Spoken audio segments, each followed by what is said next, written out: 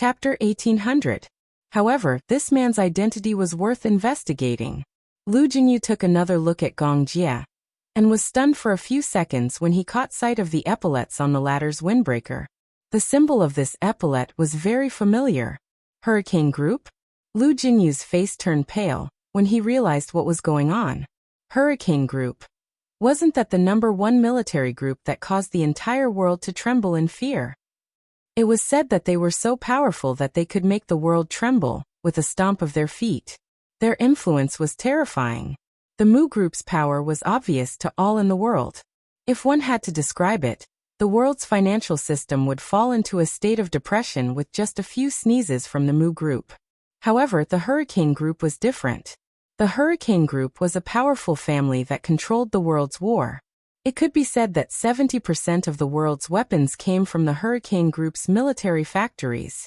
The Gong family's every move was directly related to the direction of the war. All the wars in the world ended because of them. And they also started because of them. The world's financial system was in crisis, but the war never stopped. It could be said that the Hurricane Group was growing stronger and stronger. And it was a family that was feared by many. Lu Jinyu couldn't help but feel confused. What? Sister-in-law's younger brother was actually from the Hurricane Group. Who exactly was he? Judging from his momentum, he seemed to be of an extraordinary status. Could he be a core member of the Gong family? Jiangshan whispered. Jinyu, could this be someone from the Hurricane Group? Lu Jinyu said gloomily. Judging from his stance, it can't be wrong. It seems like he's from the Gong family. In that case, sister-in-law's maternal family is also very powerful. But sister-in-law doesn't seem to know her younger brother's identity. It's a little strange. Boss is in trouble. He thought that he had married a little white rabbit, but it turns out that this little white rabbit has a group of lions behind her. Lu Jinyu suddenly mourned for Muyaja for a few seconds and then said, if sister-in-law is from the Gong family, then her maternal family is indeed difficult to deal with. Jiangshan's heart also ached for Muyaja as he observed a few seconds of silence. His heart ached for his boss for a second. Muyaja looked at them coldly, but he didn't know what these two fellows were silently criticizing him about. He glared at Zhang Xian as a warning. Lu Jinyu and Jiangshan cleared their throats in unison, feeling a little awkward. He told Yun Shirshir, it's getting late. Since everyone is here, it's time to start the ceremony. Then he walked over and wanted to hold Yun Shirshir's hand. Gong Jie said politely, hello uncle. I have something to discuss with you. Yun Yeqing was slightly unaccustomed to his gentleness, so he asked politely, what's the matter? Gong Jie lowered his head and glanced at Yun Shirshir beside him. Then he smiled gently and asked, can I take my sister's place at the engagement ceremony today? This. Gong Jie clasped his hands together like a child. Please, please. This is a wish that I've been wanting to fulfill for the past 15 years. I hope that you can fulfill it for me.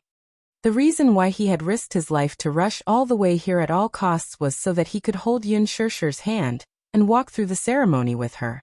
This was also his wish. Chapter 1801.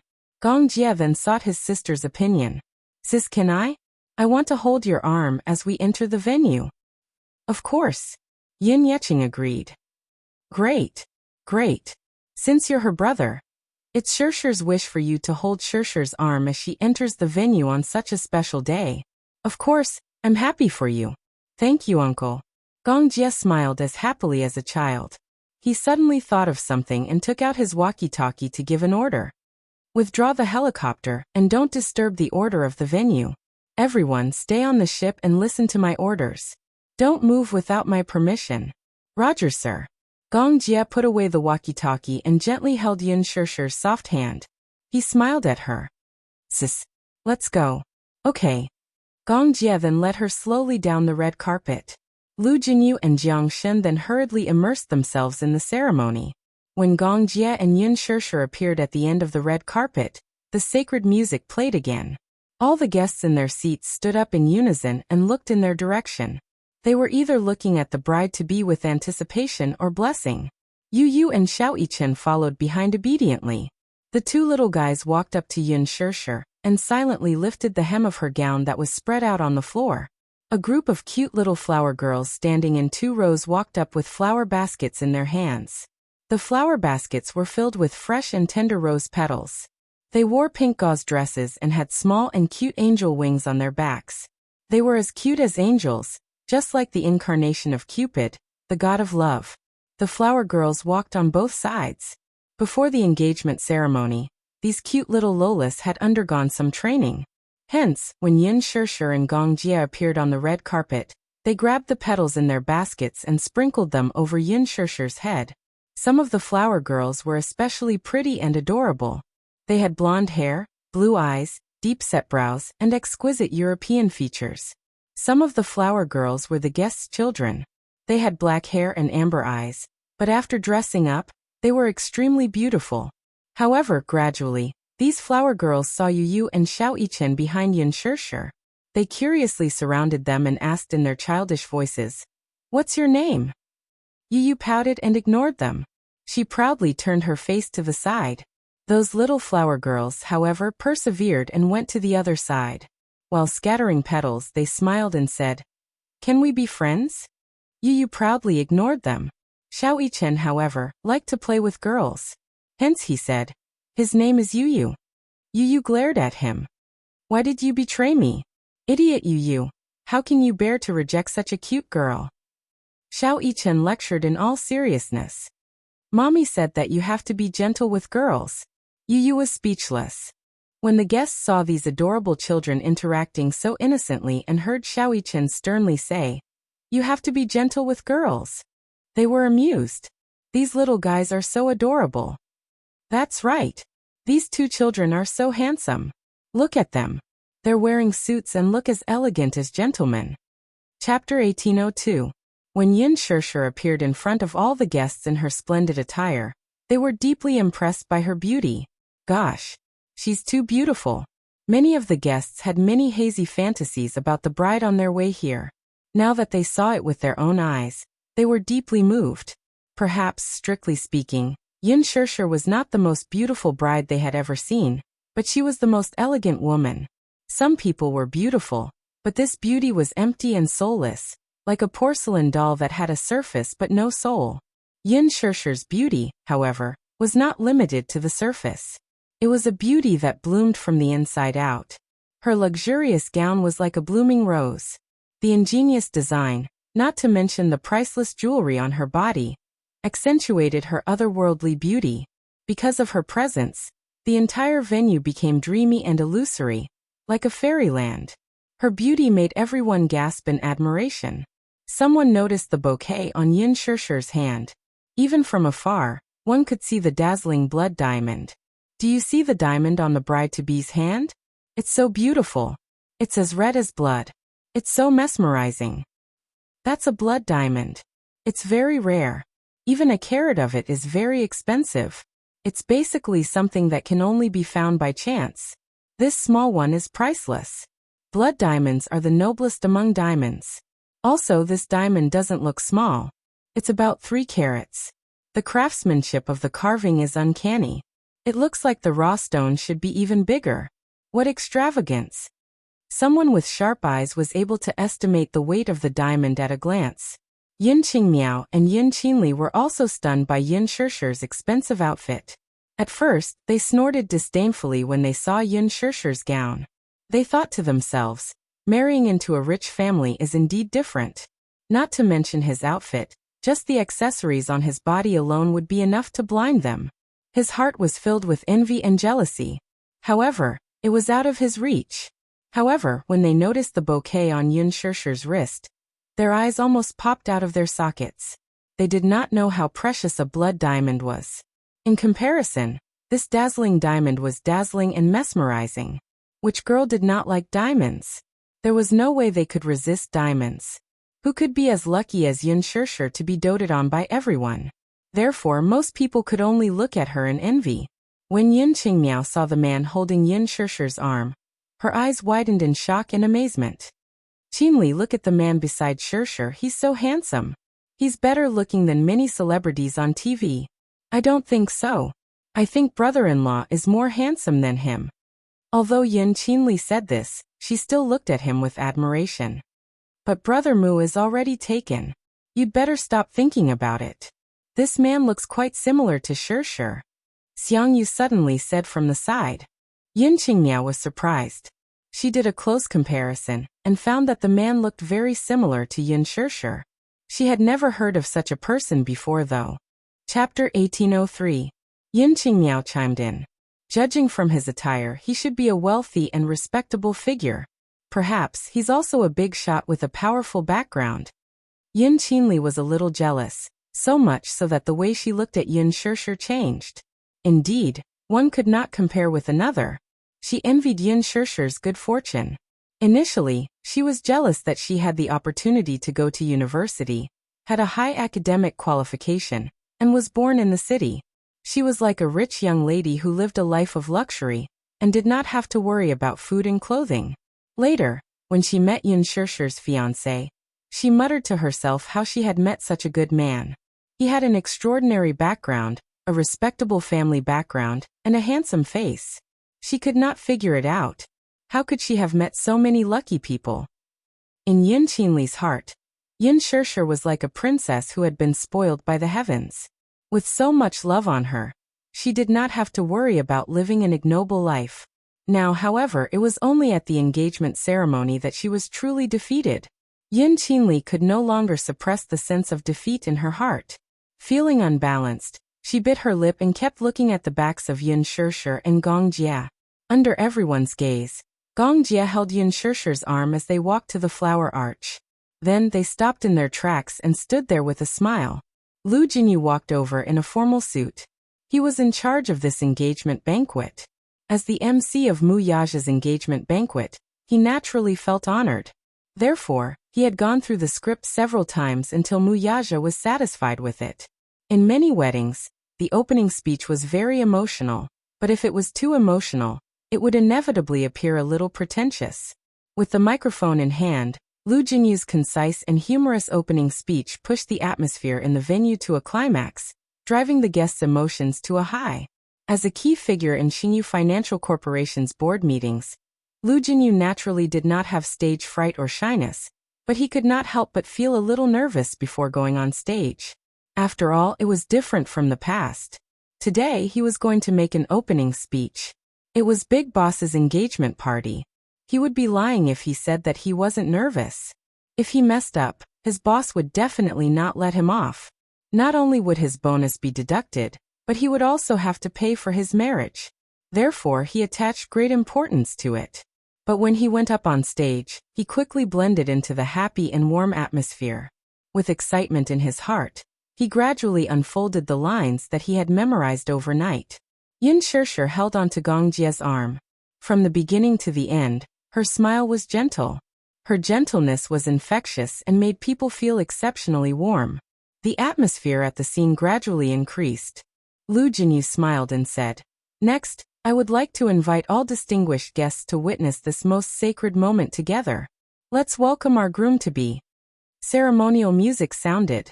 Under Yin Shirshir's smiling gaze, Mu Yaja slowly walked towards her with flowers in his hands, welcomed by a group of little flower girls. At this moment, Yin Shirshir suddenly became uncontrollably nervous. So much so that Gong Jia, who was standing beside her, could feel her extremely stiff hands. "Xiao Jia, what should I do? I'm a little nervous," she said secretly, but her face was red and she had some difficulty breathing. Gong Jia did not know whether to laugh or cry. He said, "Why are you nervous? Are you afraid that the groom-to-be will run away at the last minute?" Chapter 1804. "All right. Be good. Don't be nervous," he said gently as he patted the back of her hand to comfort her. It was like a form of encouragement, as though he was telling her not to be nervous because he was here. Yin Shirshir looked up and exchanged glances with him. She took a deep breath, and only then did she feel less nervous. In the blink of an eye, Mu Yaja was already in front of her. All the guests stood up and applauded. His group of brothers stood at the side excitedly and whistled. They were obviously very excited. Mu Yaja turned slightly and put a finger to his lips, indicating for everyone to keep quiet. Everyone quietened down in an instant. He turned around and looked at her. His gaze was deep and gentle as he said, "Do you know? I've been waiting for you for 28 years for this moment. Yin Shirshir was stunned and looked at him in disbelief. Gong Jia looked at him silently, but his lips curved slightly and he did not say anything. Mu Yaja's thin lips curved into a charming smile, but he asked gently, "Do you believe in love at first sight?" Yin Shirshir pursed her lips and nodded. Her eyes were a little hot. "I believe in it." She had always believed that love at first sight was a fated encounter. "At first, I didn't believe in it," Mu Yaja continued. "But when I met you, I felt that you belonged to me. Luckily, it wasn't too late to meet you." "I wasn't late." Yin Shirshir was so shocked that she almost suffocated. He rarely said words of love, but today in front of everyone, he actually said such words of love that made one's heart skip a beat. Yin Shirshir's face turned red, but her eyes were slightly moist because of it. Mu Yaja said slowly, "Thank you for making me believe in fate." As soon as he said that, he handed her the bouquet in his hand. Yin Shirshir held the bouquet shyly. The next second, Mu Yaja hugged her shoulders affectionately and kissed her delicate red lips tenderly. The guests below the stage were also touched and clapped their hands. Some were so touched that their eyes were wet. The most beautiful love might not be met in the most beautiful years, but it was the company of holding hands for the longest time. It was the most beautiful thing to have until the end. At this moment, Gong Jia quietly let go of his hand and stepped down from the stage. He stood by the side and quietly watched the tender scene on the stage. His gaze gradually deepened. At this moment, he put aside all the feuds and resentment, and offered his most sincere blessings for the person he loved deep in his heart. "Sister, will be happy." As long as she could be happy, he would not regret his decision no matter what. After a short moment of tenderness, Lu Jinyu walked up to the stage and said mysteriously to the guests, "Let's invite our honorable little guest to perform a special performance for everyone." Xiao Yichen walked up to the stage, and then walked to the center of the stage. He stood between Mu Yaja and Yin Shirshir, and suddenly took out a small magic wand. "Next, I'm going to perform a magic trick for everyone." "What magic trick?" Lu Jinyu pretended to be mysterious. Xiao Yichen, however, learned from Yu Yu's arrogance and snorted coldly. "You'll know when I perform it." The guests roared with laughter. They all thought that this little guy, who was as serious as a little adult, was really too adorable. He was pretending to be mysterious. Chapter 1805. The little guy suddenly waved his hands in the air to the music in the hall. He closed his eyes and looked very stylish. He was imitating the world's top magician, as if he was going to perform a mysterious magic trick. However, after waving his hands for a long time, nothing happened. Mu Yaja had no idea that there would be such a trick during the ceremony. He looked confused. Yin Shirshir's eyes widened in curiosity as she waited to see what the little lad was up to.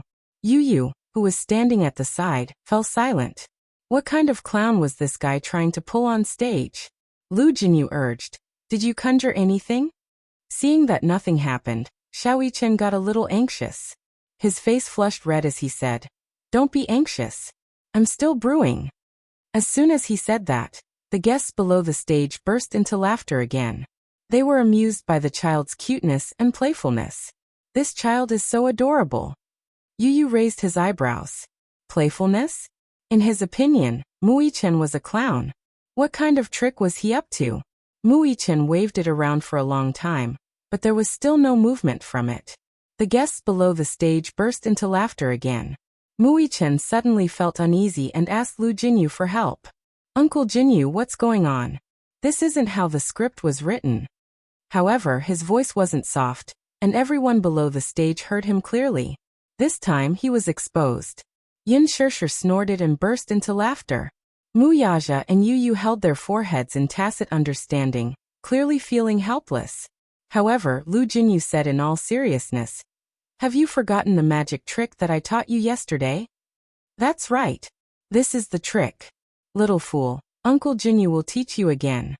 As he spoke, Lu Jinyu squatted down and held his little hands. He slowly gestured in the air. Within a few seconds, a flock of snow-white pigeons suddenly flew over from not far away. They circled the ceiling of the venue before flapping their wings and flying away. Xiao Yichen's eyes lit up. This sudden and magical scene surprised all the guests present. However, What was even more surprising was that there was actually a nimble pigeon flying straight towards Mu-i-chen. The little fellow immediately stretched out his hand, and the pigeon nimbly landed on his finger, standing steadily on his hand. Everyone looked over, and saw that there was a rose in the pigeon's mouth. Under the rose's flower path, there were 2 exquisite and small boxes. Mu-i-chen smiled and wanted to take the box from its little mouth. Unexpectedly, the pigeon had a little temper and turned its head away, refusing to give it to him. Mu-i-chen panicked and reached out to grab it. Goo! He was pecked by the proud pigeon. Wah! Mu-i-chen looked angry. This pigeon must have been transformed by Yu. Yu had been implicated even when he was lying down. Mu-i-chen tried to take it again, but the pigeon pecked his little pink hand again. Mu-i-chen looked aggrieved and pursed his lips unhappily. Even a pigeon is bullying me? Everyone was amused by the clown's antics. Even Yin Shirshir couldn't be bothered to be reserved. She immediately broke into laughter. Little fool. Yu muttered. She ran onto the stage and flicked Mu-i-chen's little head. How stupid. You can't even handle a little pigeon. Xiao-i-chen felt even more aggrieved. Chapter 1806. Everyone was amused by the clown's antics. Even Yin Shirshir could not be bothered to maintain her composure as she snickered to herself. Little fool. Yu muttered as he ran to the stage and flicked Mu-i-chen's head. You're so stupid. You can't even handle a pigeon. Xiao-i-chen felt even more aggrieved as he looked at him. He was so upset that he was about to cry. Stupid Yu, why don't you do it if you can? Yu snorted arrogantly, but he still reached out and gently patted the pigeon's head. His gentle touch quickly won the pigeon's trust. Yu smoothly took the box. Then he turned around and handed the 2 boxes containing the rings to Mu-i-chen. Mu-i-chen was dumbfounded, unable to believe what he had just seen. Yu seemed to have telepathy with the pigeon. That's not fair. It turned out that this was the sacred moment of exchanging rings, and they had purposely used the most innocent and unique way to present it to the public. Yin Qingmiao and Yin Qinli stood on their tiptoes to look at the stage, curious as to what was in the boxes. From the looks of it, they were probably exchanging engagement rings. Yu beamed. Yu and Xiao-i-chen wished Daddy and Mommy a blissful marriage for 100 years. We hope that Daddy and Mommy will always love each other and grow old together. This is the gift we prepared for Daddy and Mommy on this important day. His sweet words instantly made the guests below the stage laugh. Some of the guests knew about Mu-i-chen, but they knew very little about Yu. However, when they saw that Yu and Mu-i-chen looked alike, they knew that this child was probably Mu-i-chen's younger brother. It was probably because Mu-i-chen was eager to protect his son that he did not expose him to the public too early. Yu had said that this was a secret gift for her parents, but it was not just for show. This pair of engagement rings were personally chosen by Yu and Mu-i-chen. Of course, this pair of diamond rings was not cheap.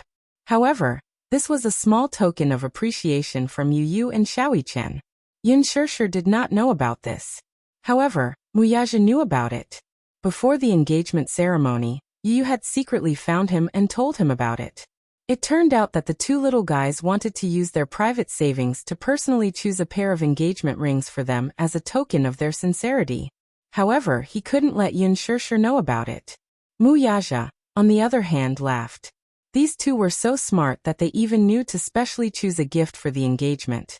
However, he knew very well that although the 2 little guys were only 7 years old, they were millionaires and had a lot of private savings. He had a rough idea of Xiao-i-chen's private savings. As for Yu, as a core member of Hurricane Group, it was natural that he had a lot of money in his hands. That was a very impressive amount of money. Even Mu-i-chen did not have a direct understanding of his son's wealth. He only knew that Hurricane Group's financial strength was not inferior to Mu Corporation's. In fact, it might even be stronger than Mu Corporation's. Chapter 1807. When Xiao-i-chen found out about this, he wanted to join in as well. He also took out his secret stash of money and said that he wanted to choose together with Yu. Hence, the 2 little rascals started to choose early on. Mu-i-chen was a little surprised. Then he asked curiously about the design that the 2 little rascals had chosen. However, at this moment, the 2 little rascals acted mysteriously and said that they would give him a surprise on the day of the engagement ceremony. Muyaja took the box from him. The moment he opened the box, a dazzling light stole everyone's attention. Following the dazzling light, a pigeon's egg embedded with a pink diamond appeared in everyone's line of sight. It was a pair of engagement rings. On the female ring, there was a rose gold ring holder with a 2-carat pink diamond embedded in it. The unique design and exquisite craftsmanship made it look like a work of the gods. There were a total of 121 exquisite facets. The entire ring was so dazzling that one could feel its unique radiance even from a distance away. It was not to say that the bigger the diamond on the ring, the better it was. On this point, one could not help but praise Yu Yu's taste. Although the diamond was only 2 carats, its purity, color, and craftsmanship were all top-notch. On the other hand, Muyaja's engagement ring was similarly luxurious but reserved. There were no unnecessary decorations or embellishments. It was also a rose gold ring, but the design was extremely novel. The diamond on the male ring was embedded on the reverse side. In the inner part of the ring holder, there was a 20-carat diamond. There was a special saying about this. It meant that the love for her was in the heart and wholeheartedly. Generally speaking, engagement rings were only prepared for the female party. However, Yu Yu felt that since it was an engagement, both her daddy and mommy had to choose a ring. Hence, she chose a ring for Muyaja. Muyaja raised his eyebrows and suddenly smiled. It was obvious that the two little fellows must have spent a lot of effort to choose such a special gift. He smiled at Yu Yu and Muichen to express his gratitude. Then, with everyone watching, he lifted Yun Shirshir's hand and slowly put the beautiful ring on her ring finger. At this point, it was like a silent and solemn declaration of his sovereignty. From now on, this woman would be his rightful fiancée. Under everyone's witness, Yun Shirshir gently raised her hand. On her slender finger, there was a ring that was so beautiful that it could not be any more dazzling. She smiled and lifted Muyaja's hand. She took out the diamond ring and slowly put it on his ring finger. From this moment onwards, he was officially her fiancé. When Yun Shirshir thought of this, countless complicated feelings welled up in her heart. In the end, there was only sweetness and gratitude. Kiss me. Kiss me. Kiss. Kiss. The guests below the stage were infected by the sweet and warm atmosphere. They could not help but encourage and cheer loudly. Chapter 1808.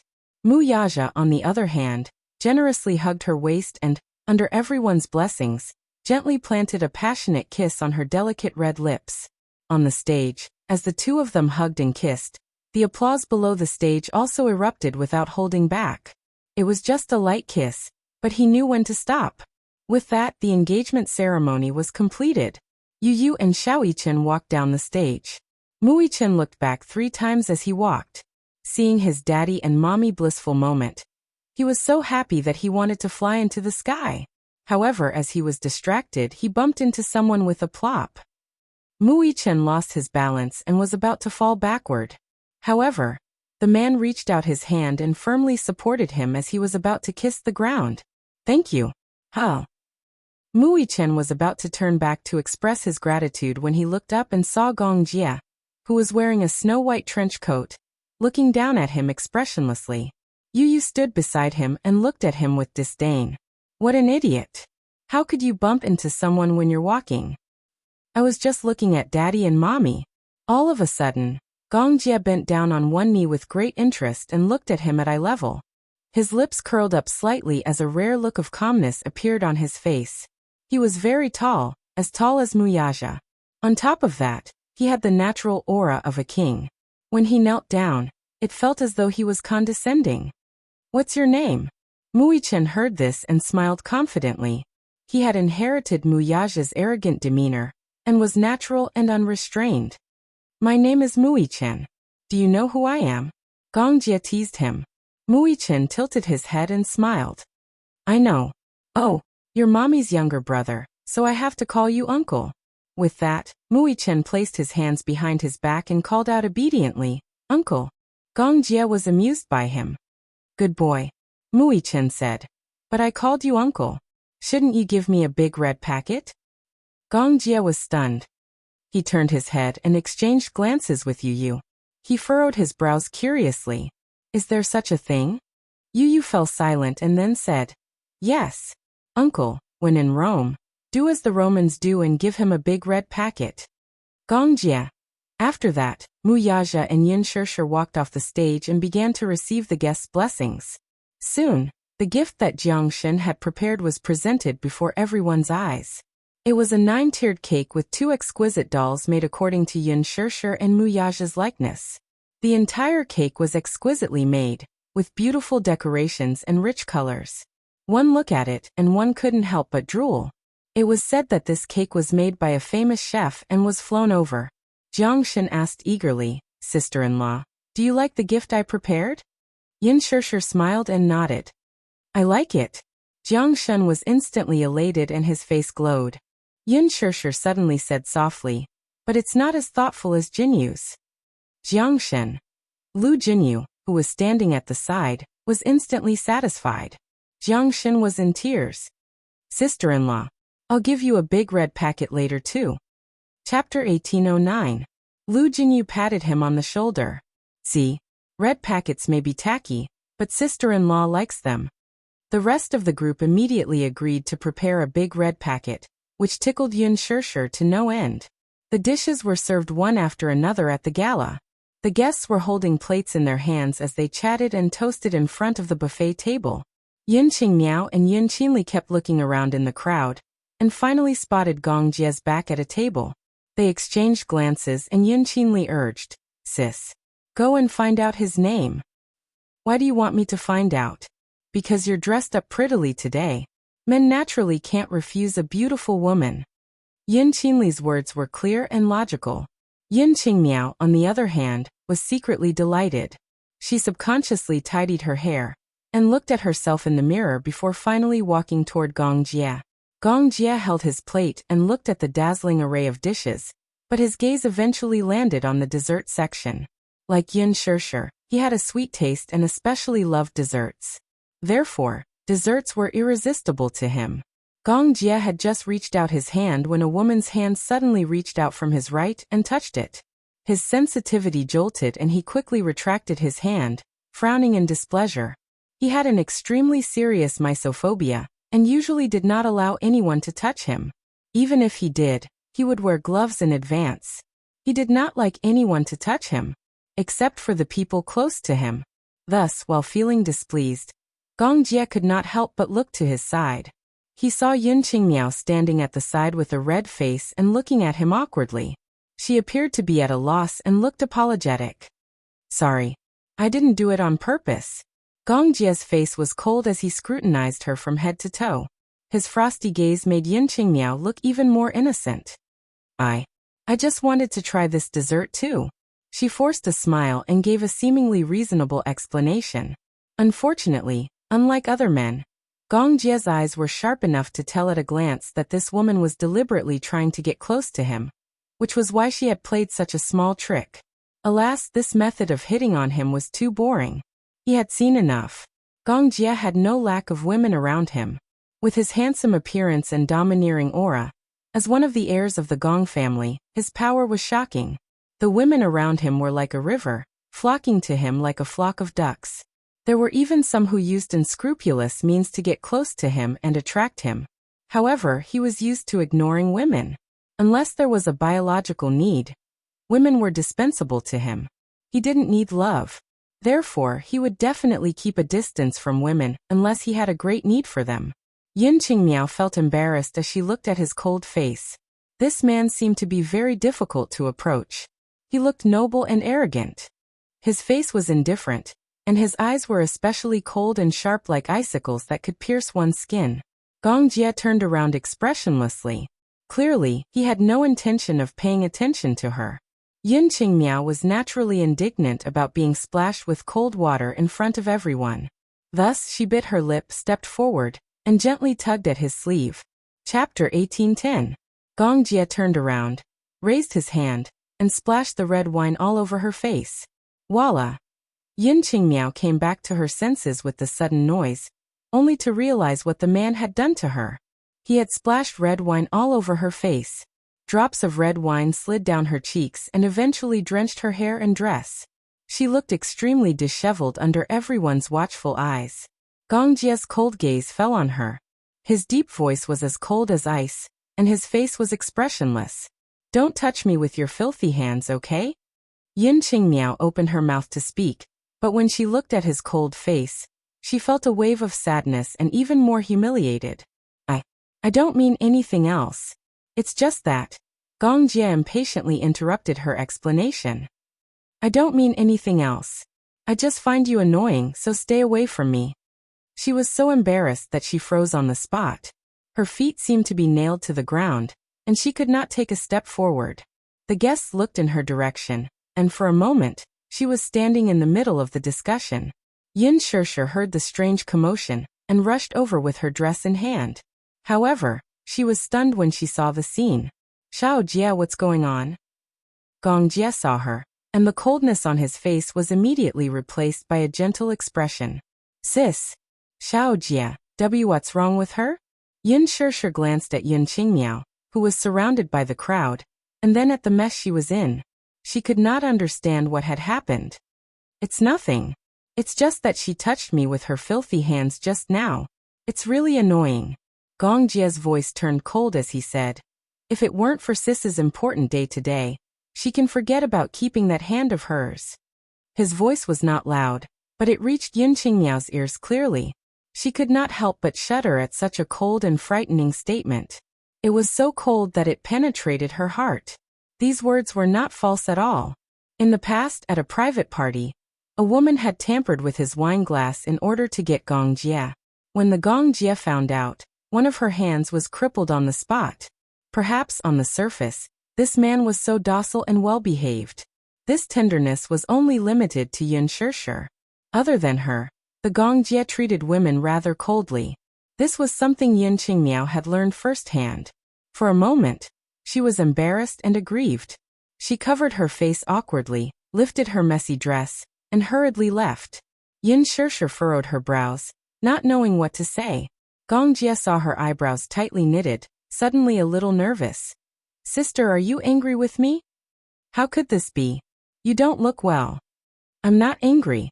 Yin Shishir smiled helplessly. But Xiao Jie, there are some people that you don't have to care about. Gong Jie said guiltily. I'm sorry. I'll restrain myself next time. Yin Shishir smiled. All right, good boy. She gently stroked Gong Jie's head, her eyes full of indulgence.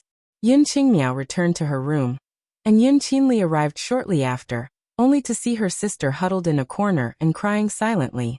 Sis, are you crying? Chapter 1811. Breaking down, Yin Qingmiao interrupted her and questioned. You're not the one who embarrassed yourself in front of so many guests. Why are you making sarcastic remarks here? Yin Qinli was speechless. Yin Qingmiao was crying so hard that her eyes were red and swollen. The thought of being splashed with wine and humiliated in front of so many people just now filled her with resentment, and nowhere to vent. Hence, she did not hold back in her tone toward her older sister. Yin Qinli, however, snapped. I'm not the one who splashed red wine on your face. Do you have to be so angry at me? Yin Qingmiao snorted but did not say anything. She just kept sobbing, clearly feeling aggrieved. Yin Qinli walked to her side, squatted down, and suddenly whispered, I heard that man call Yin Shishir sister earlier. Could they be long-lost siblings? Sister. Yin Qingmiao looked up with reddened eyes in suspicion. He should be Yin Shishir's younger brother. Judging from their appearances, the two of them do look very similar. Why? Why? Yin Qingmiao broke down and wailed. Why does Yin Shishir have so much? She has such a handsome fiancé who is so powerful that he even booked an entire island for her engagement party. Not only that, do you see the accessories she's wearing? Do you see that pair of engagement rings? Do you see that priceless gown she's wearing? Why? Why does she deserve to be doted on like a princess? Yin Qinli frowned and suddenly said, I asked around earlier. This private island isn't booked. Then what is it? This is one of the private properties under Shishir's fiancé's name. In other words, this island has long been under his name. Yin Qingmiao's eyes widened and she was speechless. Sister, have you heard of Dishing Financial Group? Yin Qingmiao shook her head, baffled by the situation. Never heard of it. What happened? I did some research. If I'm not wrong, Shershur's fiancé is the CEO of Dishing Financial Group. Yin Qingli's eyes were filled with jealousy and envy. So what? Yin Qingmiao, on the other hand, knew very little about Dishing Financial Group, so she did not take her words to heart when she heard them. Yin Qinli raised her eyebrows and looked at her in disbelief. So what? Sister, do you know the status of Dishing Financial Group in the country? Do you know how much Shershur's fiancé is worth? Do you know what it means to be the president of Dishing Financial Group? If Shershur's fiancé is the rumored mysterious young master of Dishing Financial Group, then it can be said that if Shershur marries this man, she will undoubtedly become a phoenix and enjoy a lifetime of glory. Is it that exaggerated? Ha! Don't you know how many real estate companies Dishing Financial Group owns? Whether it's finance, real estate, entertainment, vacations, star-rated hotel chains, medical care. Dishing's Polar Light Group has a lot of investments in every field. It can be said that with this identity alone, Yin Shershur's life, she'll really become a phoenix. As Yin Qinli spoke, her eyes were filled with undisguised jealousy and hatred. Chapter 1812. After marrying him, she would not have to worry about her life's glory and wealth. Among the guests earlier, even the royals and political leaders of other countries, as well as the honorable president, were present. It went without saying how outstanding Muyaja's status was. Yin Qinli was extremely envious. However, she could only look on helplessly. In her heart, however, she started to hate Yin Shershur for being such a jinx. In her opinion, a woman with such a background like Yin Shershur was nothing more than a typical Cinderella. Apart from her pretty face, what else did she have? How could she be worthy of Muyaja, who was of such a high status? To her, someone like Yin Shershur, who could marry a rich young master with a net worth of tens of millions, was already very enviable. Now, especially after experiencing such a grand and romantic engagement ceremony, her jealousy toward Yin Shershur had seeped into her bones. What right did she have? What right did Yin Shershur have to marry such an outstanding man when she had nothing? How many people were envious of her for marrying into a rich family? What about her? Comparing oneself to others was truly infuriating. Yin Qingmiao was also feeling conflicted. After witnessing the materialistic nature of the big city, she yearned for a life of luxury. Her mood also became impetuous. She desperately wanted to integrate into the upper-class society and befriend an outstanding man like Muyaja. She did not have high expectations. As long as it was a man half as capable as Muyaja, she would go after him. Alas, she was met with a rebuff from the Gongjia. Yin Qingmiao felt unbalanced. What right did Yin Shershur have but not her? She did not know what tricks she had used to make a man like Muyaja fall head over heels for her. It seemed that she was quite capable. On the surface, she looked pure and untainted, as pure as ice and as pure as jade. Who knew how despicable she was in her bones? She's really the reincarnation of a vixen. I don't know what kind of despicable methods she used, but look at Muyaja. He's so obedient to her. Sis, let's work harder too. Who knows? Maybe we can find a man who's more outstanding than him. Yin Qinli encouraged. Yin Qingmiao narrowed her eyes. Although she sneered without saying a word, the ambition in her eyes could not be concealed. After the engagement ceremony ended, Yin Shershur and Muyaja sent off the guests. Not long after, another uninvited guest arrived. When Mu Linfeng and Mu Shumen appeared at the venue, Yin Shershur was caught off guard and stood rooted to the ground. Muyaja was not too surprised, however. He knew that this man would eventually show up. With Mu Shumen's help, Mu Linfeng leaned on his cane and looked at the newlyweds with a dark expression. When he saw Muyaja hugging Yin Shershur's shoulder, he sized her up with a cold gaze and let out a bone-chilling sneer. The venue was completely sealed off today. Those who could not produce an invitation were not allowed to enter. When Mu Linfeng and Mu Shumen arrived, they were stopped outside the venue because they could not produce an invitation. It was only when the guests had left that he was able to sneak in. Mu Linfeng did not know that Muyaja had prepared this engagement ceremony at first. He thought back to when Muyaja had said that even if he got married, he would not touch the Mu family's assets, but he did not believe it. Chapter 1813. In the end, when he found out that Muyaja had meticulously prepared such a grand engagement party, he was shocked. He knew that it was because of this engagement banquet. Although it was not a high-profile event, many important guests were invited. The sound of the wind naturally fell into his ears. How could he believe it? Engagement party. This rascal did not use any funds from the Mu group. How did he have the ability to organize such a grand engagement party? He was full of doubts as he rushed to the venue with Mu Xiumin. However, the scene before him made him turn pale with fright. Without using the Mu group's funds, the engagement party was actually so grand and dignified. At the same time, this surprised him and vaguely made him suspicious. When he wanted to enter the venue, he was stopped at the door. This infuriated Mu Linfeng greatly. Who was he? He was Mu Yaja's second uncle. Why did he need an invitation to attend his nephew's engagement party? How could this be? Mu Linfeng felt like he was going crazy. If it were not for the 2 holes in his nose, he would have been angered to death. He was filled with hatred. Mu Xiumin was also rebuffed. She rushed all the way here but was stopped at the door. She had lost all her face.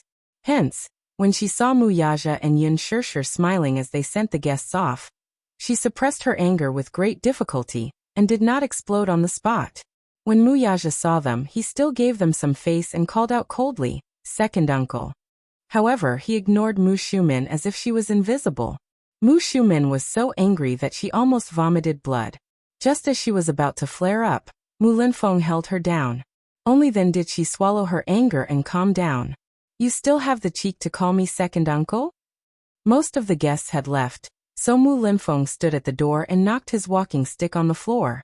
He said angrily, "What do you mean by this? What are you trying to do by coming to this island without telling everyone in the Mu family? Are you trying to rebel? Or will you only stop when you anger me to death?" "Second uncle, you're exaggerating."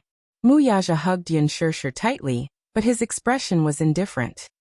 "Shishir and I should invite guests who sincerely wish us well for our engagement party. As for those who treat us coldly and have bad intentions, there is no need to invite them." Bad intentions? Mu Linfeng frowned deeply, but he was so angry that he laughed. "Rascal, are you trying to anger me to death? Didn't I warn you not to have anything to do with this woman? The sooner you cut off the relationship between you and her, the better. I don't approve of her, so naturally, I won't allow her to take half a step into the Mu family. I've told you this clearly, but you didn't listen, did you?" Gong Jie heard the commotion and walked to the door. However, when he saw this scene, a cold light flashed in his deep eyes. A cold arc appeared on his lips. He walked to Yun Shishir expressionlessly, but his exceptionally cold gaze landed on Mu Linfeng. Mu Linfeng was so angry that he did not notice that the indifferent man standing behind Yun Shishir had completely exploded in anger. "I heard about your engagement from someone else. You hid it from everyone in the Mu family and actually came here to get engaged with this unknown woman. I think you're going to ruin the Mu family's reputation." "Shut up. Shut up." Chapter 18:14. Gong Jie and Mu Yaja spoke in unison, almost at the same time. As soon as he said that, the 2 men exchanged glances.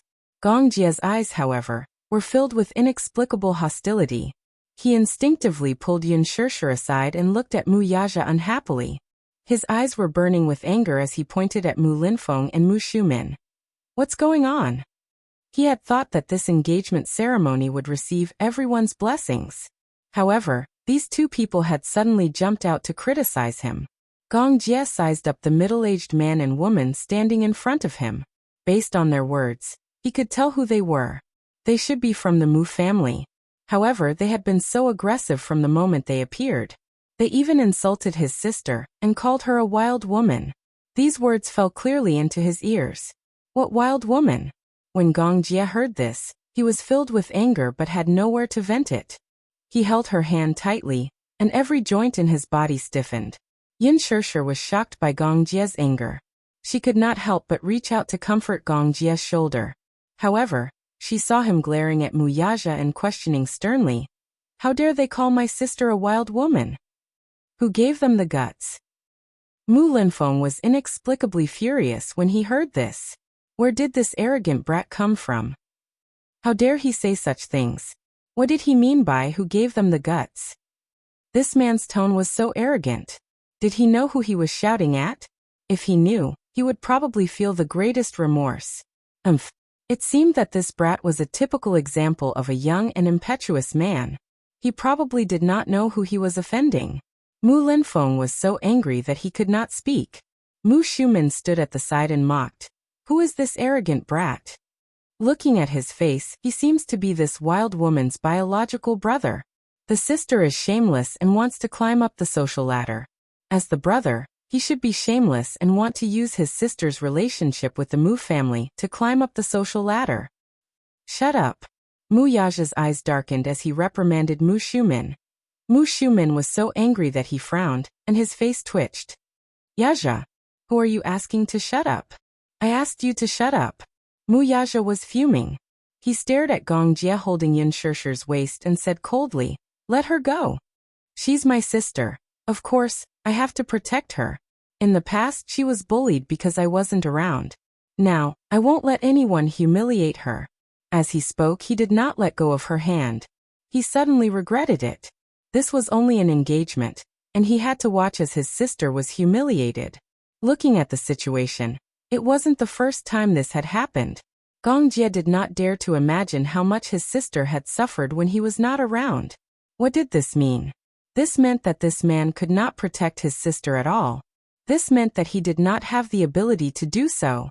How could he be assured to hand his sister over to this man? He did not even have a reason to convince himself. At the thought of this, Gong Jie shielded Yin Shishir behind him even more. His protective stance agitated Mu Yaja even more. Chapter 18:15. She's not only your fiancée, but she's also my sister. She's my most important family member. Don't forget that I warned you before that if you let my sister suffer even the slightest grievance, I'll flatten the Mu group overnight. The anger that the two men had been suppressing was now unleashed without any restraint. For a moment, the two of them faced each other. Sparks flew, and the surrounding atmosphere turned cold in an instant. Gong Jie curled his lips and tightened his grip on Yin Shishir's hand. With a look of disdain, he said, "Moreover, it's just an engagement. She's not officially your wife yet." Yin Shishir glanced at Gong Jie, and then at Mu Yaja. She bit her lip in annoyance and opened her mouth to say something, but Gong Jie said in a low voice, "Sister, don't say anything." Xiao Jie. Gong Jie put a finger on her lips, indicating for her to keep quiet. "I'm sorry, sister. I can control my temper in any matter, but not in this matter. Xiao Jieyu, listen. Just based on the fact that the Mu family called her a wild woman of unknown origin, I can't sit back and do nothing." With that, Gong Jie looked coldly at Mu Linfeng, but his gaze was full of hostility. Mu Linfeng, on the other hand, was taken aback by his insolent words. "Flatten the Mu group overnight." Mu Shumin repeated, but she felt that it was very funny. She suddenly let out a cold snort. "You brat, not only do you have a big temper, your tone is also not small. I don't know what you're going to do to flatten the Mu group." Mu Linfeng was stunned and kept quiet. Why did he have a feeling that this man wasn't just spouting nonsense? He glanced at Gong Jie and gradually felt that although this young and arrogant man had an extraordinary aura, he was not a simple person. That was because he saw Gong Jie's eyes. Those were the arrogant eyes of a king. They were insufferably arrogant and unruly. It was as if he could trample the whole world under his feet if he wanted to. Gong Jie sneered and mocked. "Remember, my sister is nobler than you. You're not worthy of my sister." Mu Shumin's eyes were filled with anger, but they were full of mockery. "Not worthy of her? Who do you think your sister is? She's just a lowly commoner. Do you think that you can climb up the ranks and enjoy all the glory and wealth just because you're related to the Mu group? I think you're dreaming." Mu Yaja coldly replied, "Shut up. You have no right to speak here. Scram." Mu Shumin looked at him in disbelief and said, "What did you say?" "You're asking me to." "Mu Yaja, I think you've lost your mind, haven't you? This woman is really scheming. I don't know what kind of bewitching potion she used to make you so infatuated with her. How can you side with an outsider?" "I'm your aunt, but what about you?" He actually dared to say such disgraceful words. "How dare you speak rudely to me for an outsider with ulterior motives? How presumptuous." Mu Yaja said coldly, Who's the one speaking rudely? Shirshir is my fiancé. In the future, she'll be my only wife. Show some respect. Chapter 1816. Who else could it be? Mu Shumen sneered, but every word of hers was laced with poison. Tell your sister, don't be delusional. Don't think that just because she's sucked up to the Mu family, she can really become a phoenix. Yin Shirshir clenched her fists, so angry that she was at a loss for words. Gong Jie's heart ached as he hugged her tightly. He was so angry that his face turned cold. He looked up, and his eyes were sharp as he said word by word. Ba. Make her shut up. A fully armed man behind him took a step forward and slowly closed in on Mu Shumen. Mu Shumen looked at the man who was closing in on her. Seeing that he was fully armed, she inexplicably panicked. Ew. What are you doing? Just as she finished speaking, she felt a black shadow flash in front of her. When she suddenly reacted, that man had flashed behind her like a ghost. His large palm grabbed her chin and forcefully twisted, only to hear a very heavy sound. With a kacha sound, her chin was instantly dislocated. The immense pain made Mu Shumen break out in cold sweat. She held her injured chin and stammered, but because of her dislocated chin, she couldn't utter a coherent sentence. The man waved his hand again, and a fiery hot slap landed on her face. Instantly, she couldn't find her bearings. Mu Shumen was also someone who had served in the army for 3 years. She had trained her skills beyond that of an ordinary person. Even so, to her, this man's fighting ability was quite terrifying. She didn't even see how the man made his move. She felt the world spinning around her, and the next second, she was pathetically placed on the ground. This slap almost perforated her eardrums, and there was a loud buzzing sound in her ears, causing her to see black and white in front of her eyes. Even her brain was a little dazed. Yin Shirshir was tongue-tied at this sight. She then turned to look at Gong Jie in shock. Mu Yaja's expression changed, but he didn't say a word. In fact, even if Gong Jie didn't do it, he would have done it. This Mu Shumen was really too presumptuous. When Mu Linfeng saw this, he was inexplicably shocked and furious. Stop. Ba. Continued to hit her. Gong Jie, who was holding Yin Shirshir in his arms, casually said this. Mu Linfeng was about to stop him, but the man pushed him aside. Mu Shumen was in so much pain that she was in tears. However, in the next second, she felt her collar was pulled up again. Then, she was ruthlessly slapped one after another, until she didn't even have the chance to cry out in pain. It was a horrible scene. Although it was a manzazazaz, it was a mercenary. But for mercenaries, there was no such thing. He only obeyed the orders of his employer. Whatever the employer asked him to do, he would do it without hesitation. His execution was top-notch. Mu Linfeng stood at the side, looking anxious and angry. He looked at Mu Yaja, who was watching indifferently from the start, with a hateful expression. You're just going to watch your aunt be humiliated, aren't you? Mu Linfeng glared at him fiercely, his voice trembling badly. Mu Yaja sneered. Only in this aspect, he and Gong Jie were on the same side. Second uncle, you're wrong. Aunt's mouth really needs to be disciplined. Since that's the case, why don't we discipline her properly? Otherwise, he really doesn't know the immensity of heaven and earth. Chapter 1817. Therefore, since someone was willing to help him, why wouldn't he do it? As a nephew, he could not be rude to his aunt, or he would be offending his superior. However, if Gong Jie were to step in, it would be considered as helping Yin Shirshir vent her anger. Even if Gong Jie did not step in this time, Mu Yaja would still secretly teach Mu Shumen a lesson. Stop. Stop hitting him. Mu Linfeng stomped his feet in anger. Gong Jie remained expressionless as he held Yin Shirshir's shoulders and looked coldly at Mu Shumen, who was being punched and kicked on the ground, without any intention of backing down. It was as if this was the only way to appease his unhappiness. Herba was one of the top experts by Gong Jie's side. As a veteran mercenary of Mercenary Paradise, he had a lot of experience. After 10 years of war, his body was practically made of steel. Even the blood flowing in his body was like a strong liquid made of molten iron. Don't be fooled by the fact that he didn't use much strength in that punch. Even so, with just a few slaps, she would definitely fall apart. Mu Shumen was beaten black and blue, but even so, Gong Jie had no intention of retracting his order. He had decided to beat this woman, who had offended his sister, to death. In front of Yun Shirshir, he might be obedient and docile like a sheep without any temper, but other than that, in the eyes of his subordinates, Gong Jie was a rather vicious and merciless person. How vicious and merciless was he? It could be said that he was an extremely vicious person despite his young age. Anyone who angered him would end up in an especially tragic state. Yin Shirshir's heart skipped a beat as she watched. Even though she detested this woman for speaking without restraint, Gong Jie's subordinates were still too ruthless in their actions. She could not bear to watch any longer. This was definitely not a joke. If this went on, one could imagine that even if she did not lose half her life, she would have a few broken ribs. But the current atmosphere was too strange. While Mu Yaja remained unmoved, Gong Jie's face remained impassive.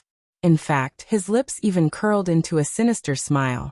Thus she said fearfully, "Xiao Jie, stop hitting me. If this goes on, she'll lose her life." "Sis, you don't have to speak for her. Have you forgotten what she said about you?" Gong Jie said expressionlessly. "How dare this woman humiliate you? I will never forgive her." Mu Linfeng retorted furiously. "How arrogant of you. Do you know who we are? How dare you touch the Mu family?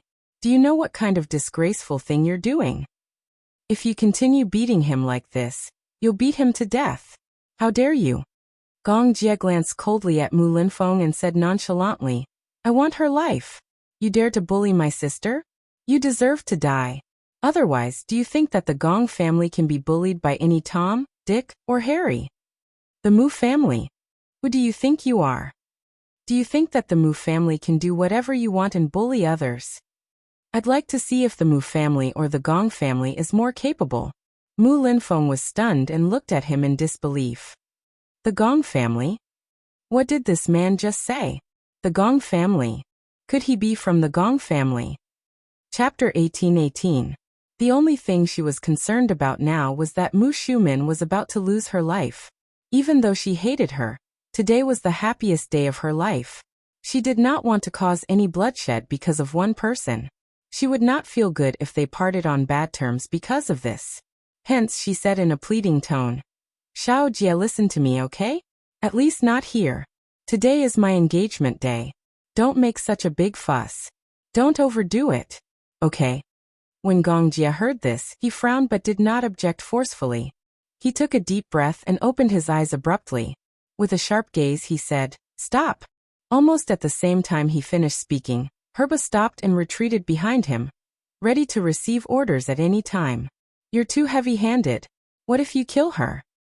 Gong Jie reprimanded impatiently. Heba looked confused. Didn't he ask him to be heavy-handed? "Today is my sister's important day. How unlucky would it be if I kill her and get covered in blood?"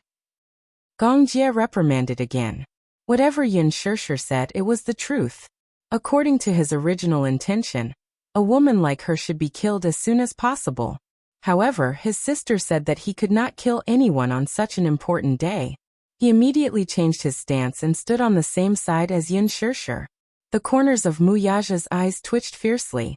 This Gong Jie was really not an ordinary person. In front of his subordinates and Yin Shirshir, he was Satan on one side and an angel on the other. Earlier, he had viciously said that he wanted Mu Shumin's life. Once Yin Shirshir spoke, he immediately flapped his wings like an adorable little angel and flew around Yin Shirshir. Mu Linfeng walked to Mu Shumin only to see her lying face down on the ground, unconscious. When he turned her over with difficulty, he saw that her eyes were rolled back, her face was covered in blood, and her entire body was limp. Especially her two arms. They were curled up at an extremely twisted angle, as if they had been severely fractured, twisted into a terrifying angle.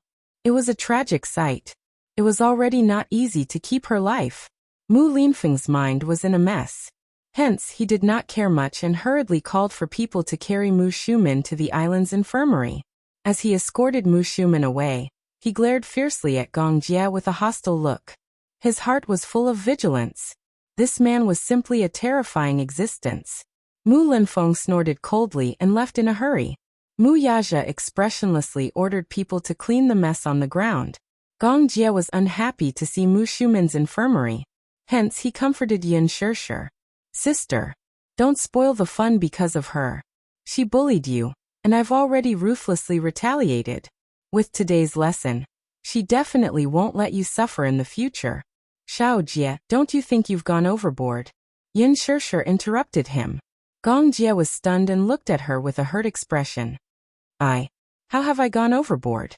When did you become so violent? Yin Shishir looked at him sadly. She felt that she had inadvertently caught a glimpse of the terrifying and cold expression on his face just now. Somehow, she felt that this younger brother in front of her seemed a little unfamiliar. Gong Jie's gaze was stunned and he was full of grievances. Sister, how can you say that? How am I violent? Chapter 18-19. You're still saying that you're not violent after beating her up like that. But she bullied you. I'm standing up for you. I don't need you to stand up for me. Yin Shishir said angrily. I don't like such a violent Xiao Jie. You couldn't even bear to hurt a stray cat in the past, but now you can actually say something as scary as I just want her life. You weren't like this in the past. She didn't think that it was wrong for Gong Jie to stand up for her. However, she felt that Gong Jie had a scary side to him that she didn't know about. In her memory, her Xiao Jie wasn't such a ruthless person. Perhaps it was because of some kind of telepathy. She felt that Xiao Jie was a little different from the child, who always stuck behind her when he was young.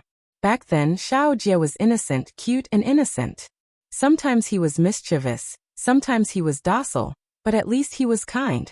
However, the Gong Jie of today, although he was as docile as a lamb in front of her, she realized how scary he was when he accidentally revealed his disguise in front of her. She wasn't a ruthless person. Mu Shumin did go overboard just now, but Xiao Jie actually said that he just wanted her life. How could he say such cruel words so easily? Yin Shishir couldn't help but suspect his identity. She suddenly asked suspiciously, Xiao Jie, what do you do for a living?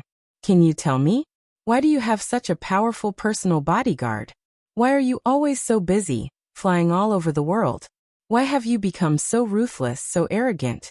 And so arrogant that you don't put anyone in your eyes. What is your identity? I have a feeling that you're hiding something from me.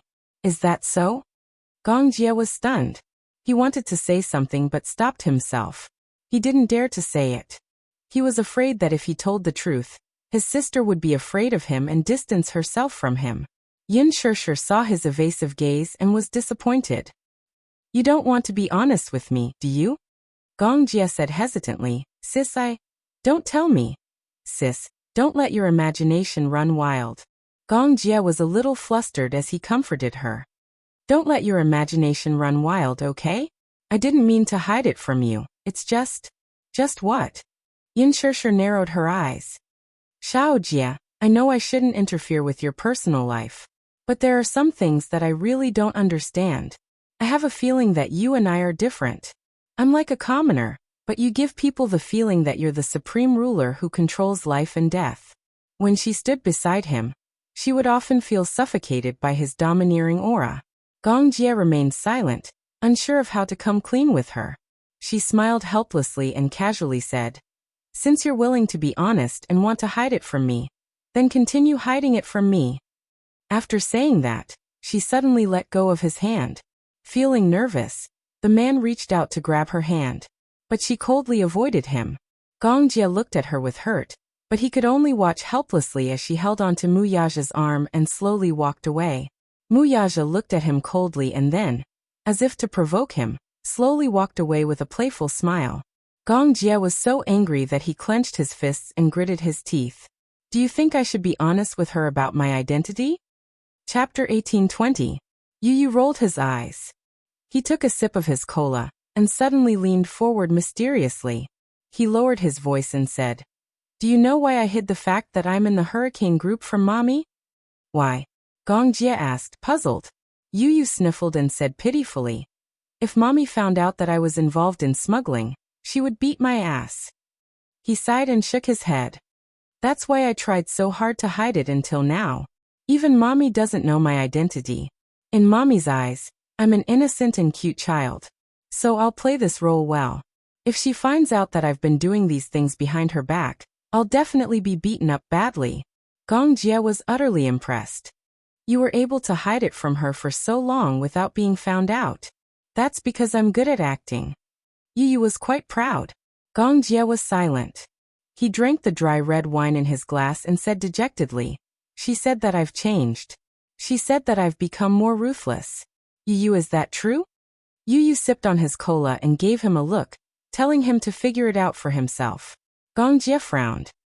"What do you mean by that look?" "I think Mommy's right. Uncle, you're really ruthless." Yu Yu spread his hands and pretended to be innocent. "How am I ruthless?" Yu Yu rolled his eyes and said, "Haha, hanging a pirate on a cargo ship under the scorching sun for 3 days, and drying him alive. Only my dear uncle would do such a heartless thing." Gong Jie was silent again. "He hijacked my cargo ship and shot one of my crew members. Leaving him under the scorching sun for 3 days is considered a light punishment. Then using a live hostage as a gun to practice shooting, only you would do that, right?" Yu Yu asked again. Gong Jie defended himself. "That hostage was the leader of a terrorist organization, and wanted to assassinate me." Yu Yu was speechless. Gong Jie felt good about himself and said, "Actually, I feel that I'm very kind." Yu Yu looked at him as if he was looking at a hopeless idiot. "Uncle, I think your worldview might be a little different from Mommy's." "Why?" "Yu Yu, seriously. Look, in Mommy's worldview, killing, arson, smuggling, armed, these people are defined as bad people." Gong Jie nodded thoughtfully. "But there are so many options. How many of them do you have? Have you killed anyone?"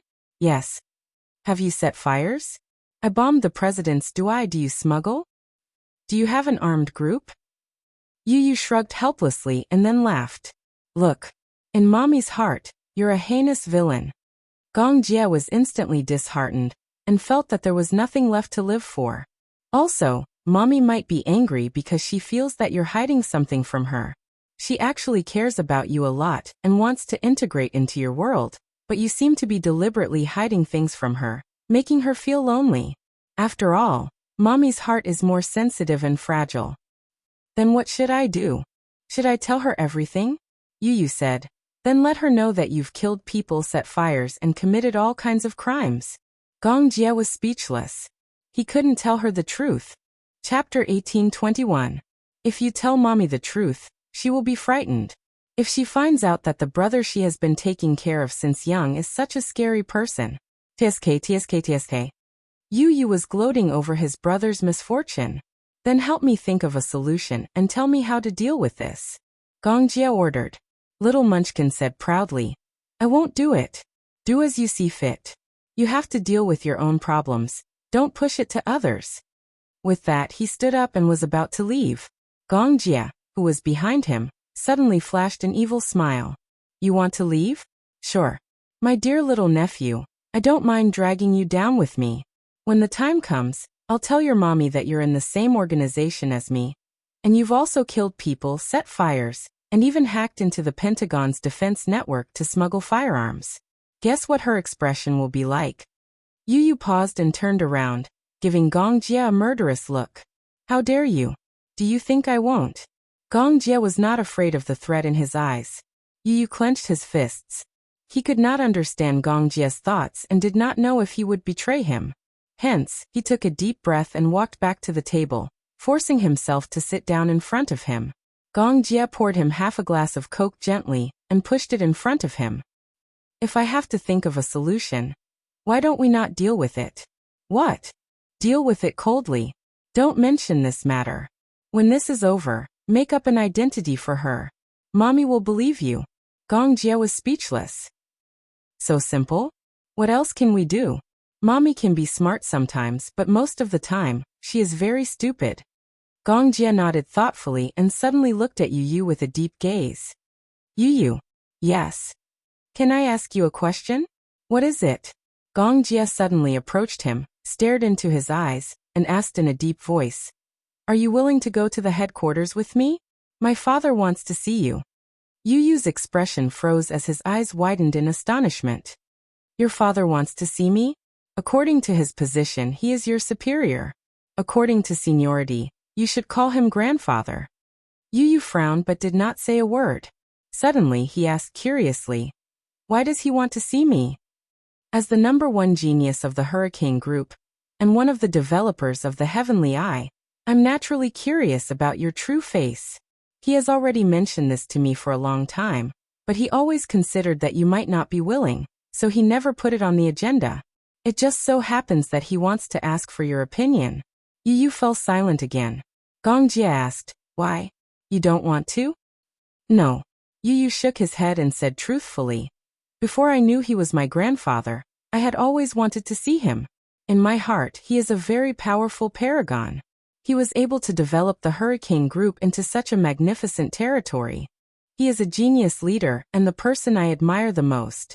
After a pause, he suddenly laughed and said, but after knowing he is my grandfather, I am not so impulsive about wanting to see him. Why? Yu said truthfully, because I don't know what identity I should use to see him. Gong Jia was speechless. Chapter 1822. Unless mommy is willing to return to the Gong family. If that's the case, then I will be willing to see him. Gong Jia slowly poured himself a glass of red wine. His slender fingers gently caressed the rim of the glass as if deep in thought. Yu pursed his lips and smiled helplessly. No matter what, he would always be on the same side as mommy. If he did not care about mommy and returned to the Gong family with Gong Jia, then Gong Jia's father would be able to recognize him at first glance based on his facial features.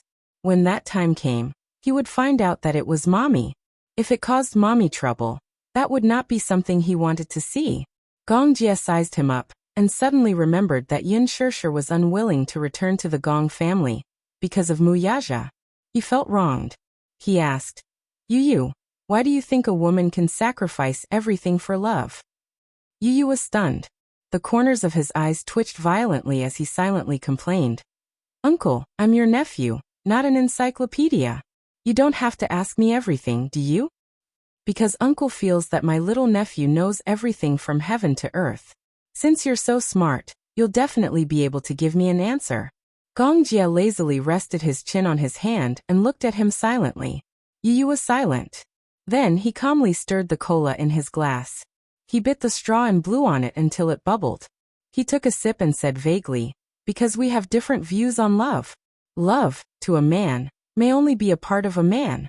But to a woman, it may be her everything. When Gong Jia heard this, he was shocked. He sighed and said, Yu, are you a relationship expert? You've said the essence of it in one sentence. Yu looked at him with disdain and said coldly, I can't be considered a relationship expert. This is what I've read in books. Gong Jia's lips curled into a smile. He felt that this little nephew of his who was still childish but spoke with such sharp words was too cute. I still can't understand women who see love as their everything. Yu glanced at him from the corner of his eyes and asked nonchalantly, Uncle, have you been in a relationship before? Gong Jia frowned. Why are you asking this? Asking about your relationship history. Why can't I ask? I don't have a relationship history, Gong Jia replied. Yu clicked his tongue and said disdainfully, no wonder. So you've never been in a relationship. Uncle, have you been with a woman? What? That means a relationship between a man and a woman without a romantic relationship. For example, a spiritual partner? Yu.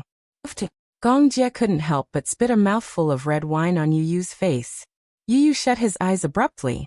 His rosy cheeks were flushed red, and he instantly looked a little disheveled. His long and thick eyelashes, in particular, were stained with the wine. His delicate brows furrowed slightly in displeasure, but he managed to keep his emotions under control, and did not explode. Gong Jia looked at him blankly and said apologetically, Yu, I'm sorry. I didn't mean it. Yu didn't want to bother with him. He took a warm handkerchief and carefully wiped his face clean. Chapter 1823. Gong Jia's mind was in a mess. Please, it wasn't that he didn't pay attention to his manners. It was that he couldn't tolerate it. No. Stop. Okay. What was a physical relationship? Who had ever seen such words coming out of the mouth of a 7-year-old child? Had anyone ever seen it before? Therefore, he was caught off guard and was caught off guard. This child was really a mischievous child. Gong Jia held back his laughter and didn't know whether to laugh or cry. What do you mean by a physical relationship? What do you mean by, your little brain can't think? A physical relationship is a relationship between a man and a woman that is maintained purely from a biological point of view. If I were to use a simpler term to describe it, it would be bed partners. Gong Jie was dumbfounded. Yu Yu tilted his head elegantly and asked calmly, "Why? Am I wrong? What nonsense is your little brain thinking about all day? How do you even know about this cough cough?" Gong Jie was once again flustered. He felt that it was a little too far-fetched. Yu Yu smiled and said, "I've been studying psychology and sociology recently." "Yes, that's what I've been studying recently." Gong Jie lectured him sternly. "It's too early for you to be concerned about this. I've always been so ahead of myself. It's good to spend more effort on your studies." Gong Jie smiled and said, "Don't look at this messy psychology. Have you revised your homework?" Yu Yu curled his lips in disdain and said casually, "I've already prepared my homework for the third-year science course in high school. So it's really boring normally." Gong Jie was still dumbfounded. "You're lying. How is that possible?" He was only in elementary school at this age. How could he understand such profound knowledge in high school? He had already prepared for it. That was so unbelievable. Gong Jie took a deep breath and found it hard to believe. Yu Yu said disdainfully, "These questions are very simple. I'll know them after flipping through the books once. As for the humanities, I'm not interested. Anyway, it's all rote memorization. I'm not interested in preparing for it." Gong Jie. No wonder this child's EQ was so high. It turned out that he spent all his extra time studying psychology. That was too scary. When his sister gave birth to him, she must have had a genetic mutation to give birth to such a shocking genius. "I'm guessing that you've never been in a relationship before," Mommy's actions. In fact, women were more emotional creatures, and most of them lacked a sense of security. That's why they values their families as family. "Actually, I understand Mommy. Mommy tests right, Mommy tease her, as her she test, t. Therefore, in order to protect her family, she did not hesitate to give up everything. T. Even if I told you, you wouldn't understand. You don't understand women. You make it sound like you know a lot," Gong Jie said indignantly. "Mommy and I depended on each other since we were young. I'm the one who understands Mommy the most. Don't I have the right to speak?" Gong Jie was speechless. "I'm talking to a cow. I don't even have a woman at my age. You won't understand even if I explain it to you." Yu Yu mocked. Chapter 1824. He suddenly glanced at him meaningfully from the corner of his eyes and snickered. "Don't tell me. Uncle is still a pure and innocent virgin?" Gong Jie's handsome face instantly flushed red with shyness. He furrowed his brows and tried to pretend to be calm, but even so, his body's reaction was very honest. Even the tips of his ears had turned red. Yu Yu's mouth opened into an O shape. He was overjoyed. No wonder. It turns out that Uncle is a little virgin. Gong Jie pretended to be serious and looked at Yu Yu, who was snickering. He pretended to threaten him. "Don't laugh." Gong Jie was furious. "Yu Yu, are you looking down on me?" "Of course. Uncle is already 24 years old. You probably haven't touched a woman's finger." "Well, it's not that I haven't touched a woman," Gong Jie said unwillingly. "Previously, I was drugged by a woman at a party. I almost died in her hands." Yu Yu's eyes lit up when he heard that there was gossip to dig up. He curiously went forward and asked, "What happened after that?" "I broke one of her hands." Yu Yu was stunned. "So violent?" It was very like his style. "Then, how did you solve it?" Gong Jie cleared his throat awkwardly and coughed a few times. Suddenly he said, "I soaked in an ice pool for a night." Yu Yu was dumbfounded. "Uncle, are you so cruel to yourself?" Gong Jie touched his forehead. Yu Yu smiled and said, "Women are a very charming little animal. I feel that Mommy is a completely different person from before she fell in love. In the past, she was a standard career woman. She always liked to shoulder all the responsibilities on her own, as if she was indestructible and could bear all the responsibilities. After she fell in love, she instantly turned into a clingy little mommy. Daddy spoiled her like a little princess. It was only after she fell in love that I realized how cute she was when she acted spoiled. Women still need to be pampered. Of course, this is something that some single dogs who have never been in a relationship will never understand. Gong Jie felt that he had been hit hard again. He was suddenly amused by Yu Yu's serious and innocent expression. He couldn't help but reach out and pinch his cheeks. Xiaobao, how can you be so cute? You're so smart. His phone suddenly rang. Gong Jie glanced at the screen and saw that it was a call from Yin Shishir. He exchanged glances with Yu Yu. Yu Yu gave him a look, and Gong Jie immediately picked up the phone. Sis? Little Jie.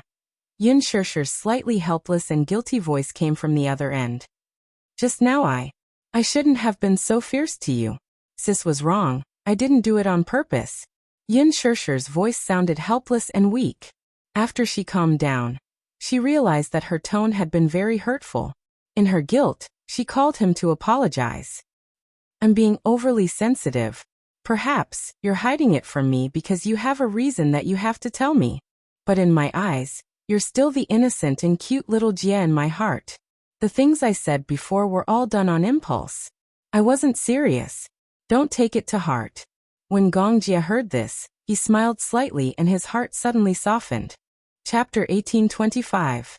Upon hearing this, Yin Shishir's expression softened.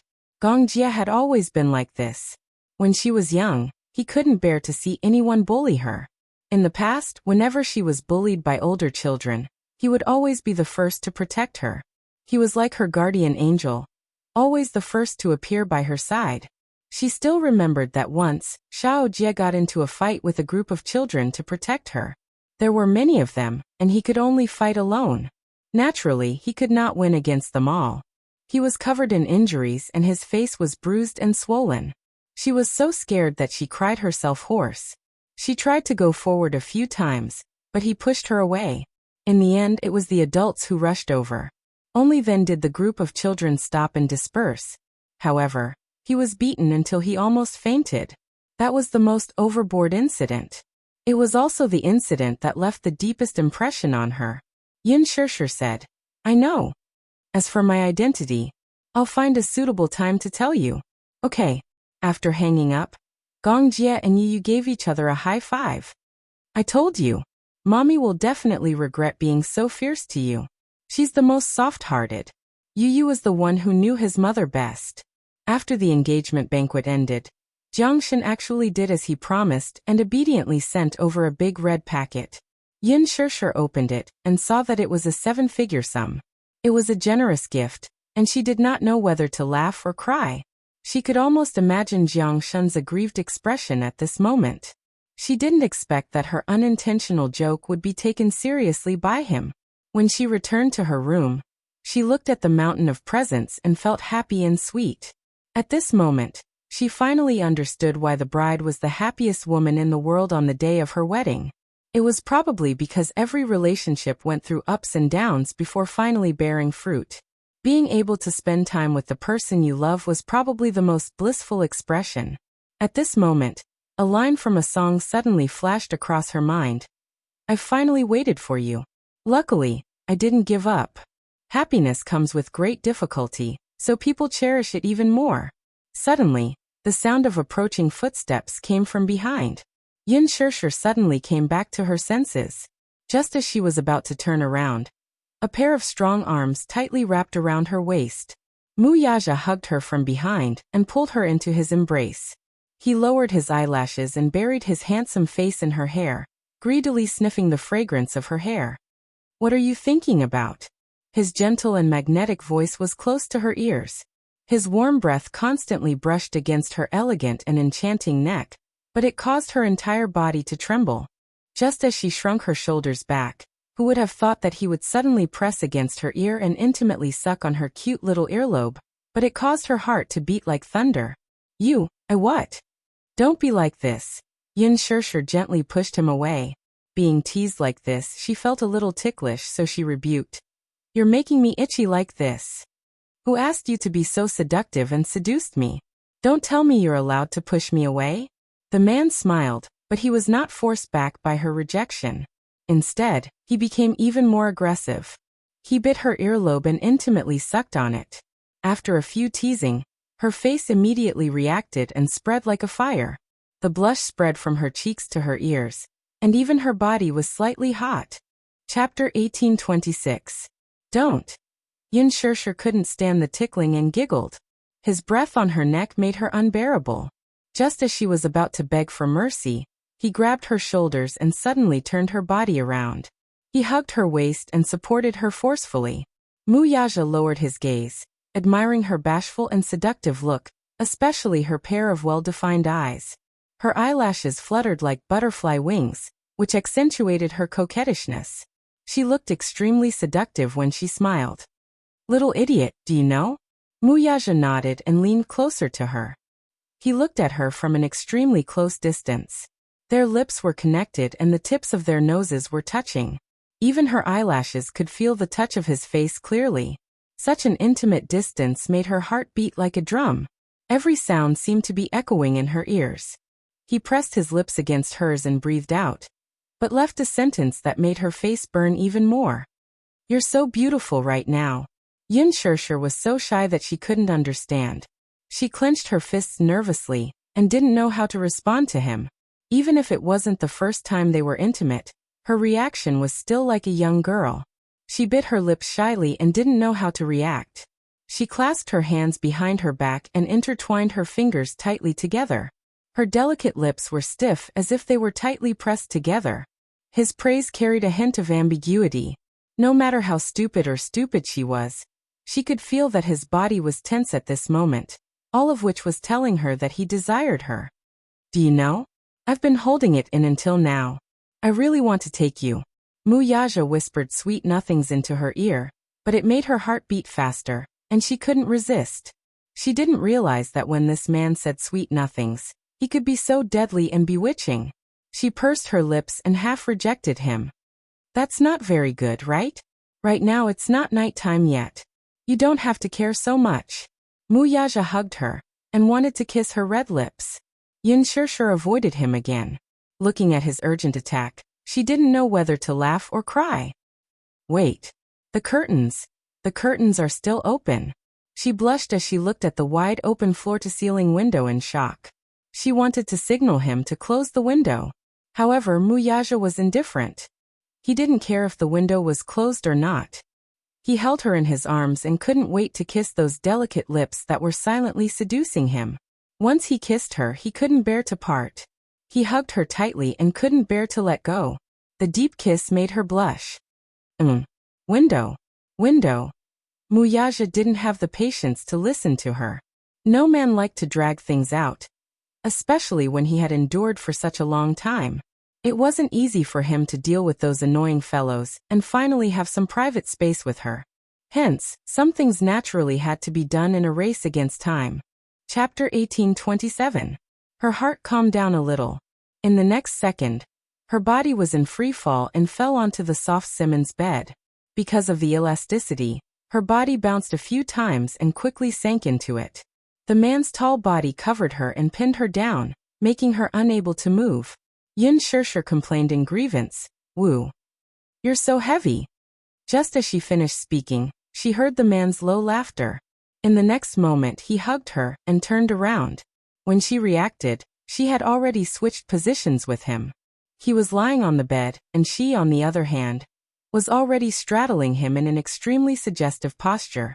A certain point coincidentally allowed her to clearly feel the slightest change in his body. It was menacing, but it made her heart beat like thunder. The man teased her and held her hand, intertwining his fingers with hers. He teasingly asked, "Looks like you prefer to take the initiative?" When Yin Shirshir heard this, her face became even hotter. Luckily, the room was dark at this moment, so the man did not see her embarrassed expression. She was not used to this position. Sitting on top of him like this made her feel very uneasy. It was inevitable that she was at a loss. In this aspect, compared to men's aggressive attacks, women were often more passive. It was difficult for them to take the initiative to conquer a man.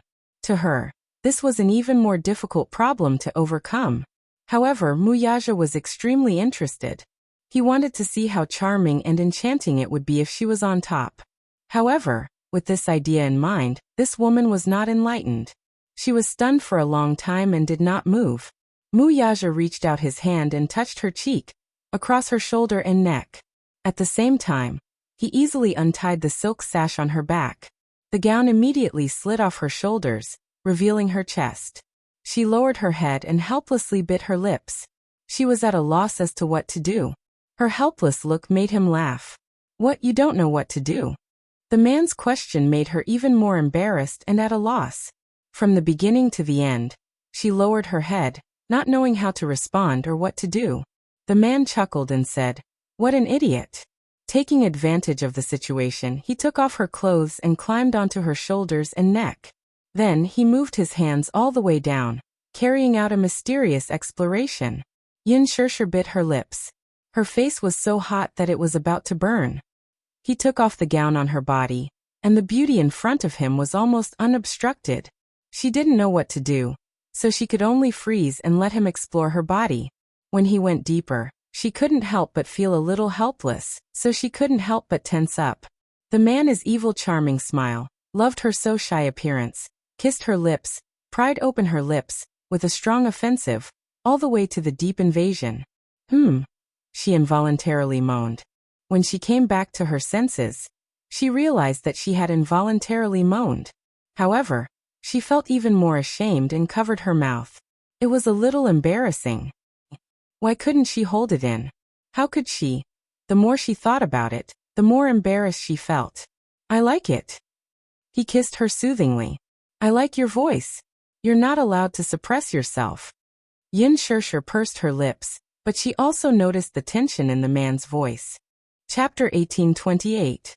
That was the place where he was most sensitive. When she kissed him just now, this action was more like a silent provocation.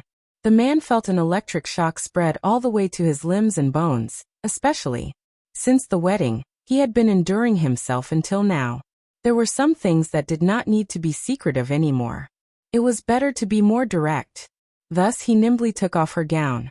To him, the current her was even more stunning than when she was in her gown. His body also started to become excited. In this position, he took possession of her. From the initial gentle invasion, until later, he could no longer hold himself back and gradually became fierce. "Muyaja!" She became more and more uneasy from his fierce attack, and could not help but softly call out his name. Her weak voice was like a kitten's, but she did not know that this made it harder for him to restrain himself. The emotions that he had suppressed for a long time were like stormy waves, instantly drowning her. In the midst of the extreme joy, she was a little helpless. In the midst of his emotions, he could not help but lean close to her ear and bite her earlobe, murmuring her name over and over again. "Shirshir," he gently called out her name. His charming voice made people unable to resist him. She closed her eyes and allowed herself to sink into it. When she fell into it, she was drenched in sweat. Gradually, she could not take it anymore. She panted and her breathing lost its frequency and became a little hurried. "Don't. Slow down." She was a little unable to bear his overbearing possession, but she could not muster any strength at all. She could only beg for mercy weakly. Unfortunately, her pleas for mercy did not enter his ears at all, and he allowed his senses to continue to work on her. When it ended, she finally could not take it anymore and collapsed in his arms. Her entire body was soft and powerless. She nestled in his arms and panted hurriedly like a patient who could not breathe on her own. He looked at her and felt that her current appearance was both cute and funny. It was just one round, but she was so disappointing that she collapsed. He really did not know what to say about her. "Didn't I tell you to train more? You're so weak."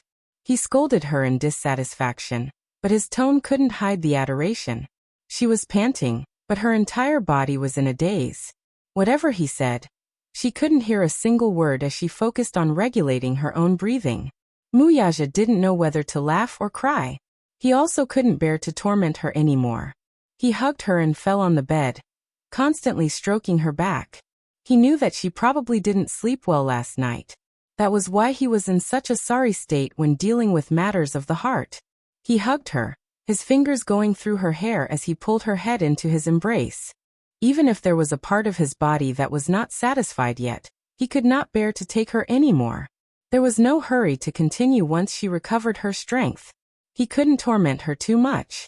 The next time this stupid woman saw him, he was afraid that her legs would go weak. Under his comforting words, her breathing gradually calmed down. She leaned against his chest and closed her eyes. Just now, for a moment, she felt that her brain was short of oxygen and her entire body was floating in the clouds. This man, in this aspect, was extremely strong. He always had the ability to torment her until she fell apart. At that time, he was sitting back and admiring her seductive posture.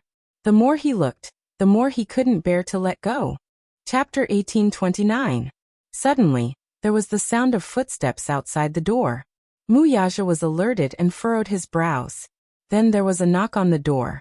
Xiao Yichen's voice passed through the door and into their ears. "Daddy, Mommy, are you there?" Hearing little Yichen's voice, Yin Shirshir was jolted back to her senses from her exhaustion. She was greatly startled. Before they could react, a click was heard. It seemed to be the sound of the door opening from the outside. Seeing that no one was responding, Mu Yichen actually swaggered through the door. "Daddy, Mommy." Mu Yichen had already walked through the door with a confused look on his face. When Yin Shirshir realized that the child had already walked through the door, she was so shocked that she wanted to scream. "Oh my God! Why wasn't the door locked?" Muyaja, on the other hand, was extremely calm as he pulled the blanket over her body. He, on the other hand, elegantly covered himself with his suit jacket. He was considered fully armed. He didn't make a sound, but he didn't expect that Mu Yichen didn't walk in at all. The room was divided into two areas. One was the walk-in closet and the living room, and the other was the bedroom.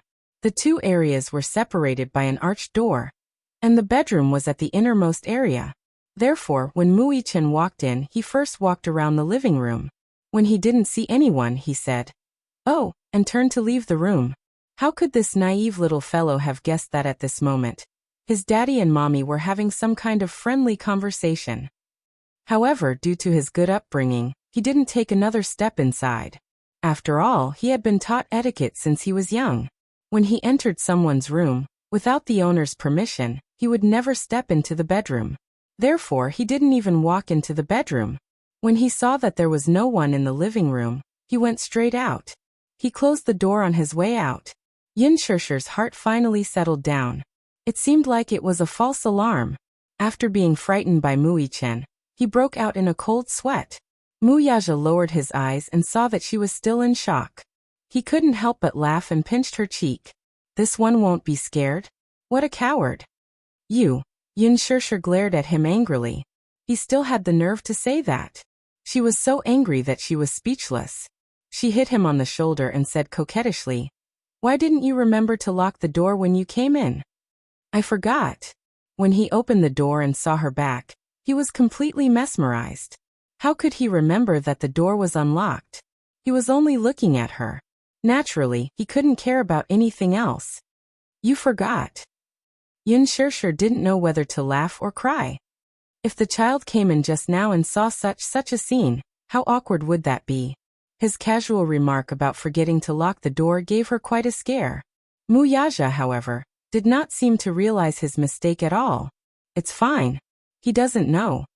Yin Shirshir was speechless. This son of his didn't know anything about the matters between men and women. If he walked in and saw them, he would probably only blush, but he wouldn't know what they were doing. Yin Shirshir didn't know what to say to him. "Go and lock the door," she urged. Muyaja smiled playfully and caressed her burning cheek. "Lock the door? Why? You still want to?" Chapter 1830. However, Muyaja wanted to tease her. Therefore, even though her cheeks were unreasonably hot, he still said, "If that's not what you mean, then what do you mean? Aren't you just worried that if the door isn't locked, you'll be disturbed again?" Yin Shirshir was embarrassed to death by him. She immediately pushed his shoulder and glared at him, but there was a hint of wanting to say something. "You're bullying me. This life can be considered to be in your hands." She was angry, but the corners of her lips gradually lifted into a smile. She was at her wit's end when it came to this man's occasional bad taste. It was obvious that he was making fun of her. However, she was very thin-skinned, so she couldn't do anything to him. He hugged her, but smiled. "What do you mean by your life is in my hands? You sound so wronged when you say that. Isn't that so? Yin Shirshir pouted coquettishly. All right. Whatever you say, it's the law. Mu Yaja hugged her and coaxed her softly, magnanimously not caring about her quick tongue. He got off the bed, went to the door and locked it. Yin Shirshir's heart finally settled down. It seemed that if the door wasn't locked, she wouldn't feel safe. Mu Yaja turned around. As he moved, the suit on his body suddenly fell to the ground. In an instant his perfect figure, which was like a sculpture of a god, was exposed to the air. But he didn't feel embarrassed at all. So he walked over in such a grand manner. Yin Shirshir glanced at him. Her gaze fell on his golden ratio figure, which was comparable to an international model's. His sexy abs and mermaid line were filled with an extremely seductive aura, especially that pair of strong and powerful arms, which made him even more beautiful and suffocating. As she looked, her face couldn't help but turn as red as blood. Even though the two of them were already considered intimate, at this moment, she still felt her face burning when she looked at his naked body. Mu Yaja saw that her deer-like gaze was fixed on him from beginning to end. The corners of his lips curled up slightly, but he smiled playfully. Have you seen enough? Yin Shirshir was stunned. When she came back to her senses, she met his mischievous eyes. She pursed her lips. You should put on your clothes. Wear clothes? Mu Yaja smiled wickedly. I thought you liked it. Seeing you staring at me like that, I thought you liked it. Mu Yaja. He was making fun of her again. Yin Shirshir was so angry that she was at a loss for words. In the end, she was so angry that she laughed. He walked forward and hugged her. At that moment, he was extremely greedy for this brief moment of warmth between the two of them. The two of them fooled around on the bed for a while. Yin Shirshir was tossed around by him until she was exhausted. As a result, she actually fell asleep in his arms. Mu Yaja saw that she was so tired that she fell asleep. He didn't want to disturb her. He folded the quilt for her, kissed her forehead, and left the room. At this moment it was already close to evening. When Mu Yaja walked out of the room, Lu Jinyu and Jiangshan had already been waiting for him at the door for a long time. When they saw that he was fully dressed and looked energetic, the tacit understanding between the brothers made them immediately feel the subtle changes in his body at this moment. It seemed that boss and sister-in-law had returned to the room, and must have had a good time. Chapter 1831. In his impression, Mu Yaja had always been an ascetic man. Little did he know that his boss was actually a man who was passionate on the inside. On the surface he looked dull, but deep down he was still very ahem. It could only be understood, only understood. Jiangshan put aside these random thoughts and walked up to him. He then whispered a few words into his ear. Upon hearing this, Mu Yaja nodded and pursed his thin lips slightly. There was a medical center in the castle that was set up for emergencies. When he was preparing for the engagement ceremony, he had considered the possibility of an emergency, so he specially deployed a medical team from the island. He did not expect it to come in handy. At this moment, Mu Linfeng was in a rather bad mood. When Mu Yaja arrived, Mu Shumin was lying on the bed with a pale and lifeless face. His face was unbearably swollen because of the blood clots, especially the corners of his eyes and mouth, which required several stitches. Although the wound would heal, it would inevitably leave a scar, and there was a risk of disfigurement. It was said that Mu Shumin had a few broken ribs, and his nose bridge was also broken. Gong Jie's subordinates were vicious and merciless. They did not hold back when they attacked, and it was obvious that they wanted to kill her. Mu Yaja had the ability to stop him, but he did not do so.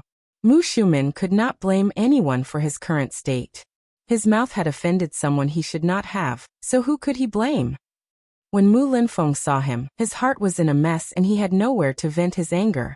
When he saw a certain man appear in front of him with a stern expression, Mu Linfeng felt that his dignity was being challenged. You still have the cheek to come here? Mu Yaja sneered and did not give her any face when he spoke. I didn't want to come over, but today is my engagement. Who would want to come to the ward and bring bad luck upon themselves? You. Mu Linfeng was so angry that he was at a loss for words. His face was extremely ashen, but after taking a deep breath, a cold smile appeared on his face. Haha. Good, very good. You little rascal. Why didn't I realize that you were so capable before? Today, he and Mu Xiumin had rushed over with the intention of watching a joke. Initially, when he heard that Mu Yaja wanted to hold an engagement ceremony on the island, he thought it was ridiculous. Hence, his attitude was extremely contemptuous. It seemed that this brat really wanted to rebel. He actually stole the funds from the company's account and held this engagement without alerting the Mu group. It looked like he had turned a deaf ear to his words. Under Mu Linfeng's orders, Mu Xiumin even went to check the financial group's account, but in the end, she made a huge blunder. Mu Yaja had never used any funds in the Mu group's accounts. Most of the funds were from the financial groups. It was surprising that Mu Yaja did not use a single cent from the family's accounts for such a big matter. Initially, when he said that he wanted to marry Yun Shishir, Mu Linfeng was furious and said that if he had the ability to get married, he should not use a single cent of the Mu family's capital.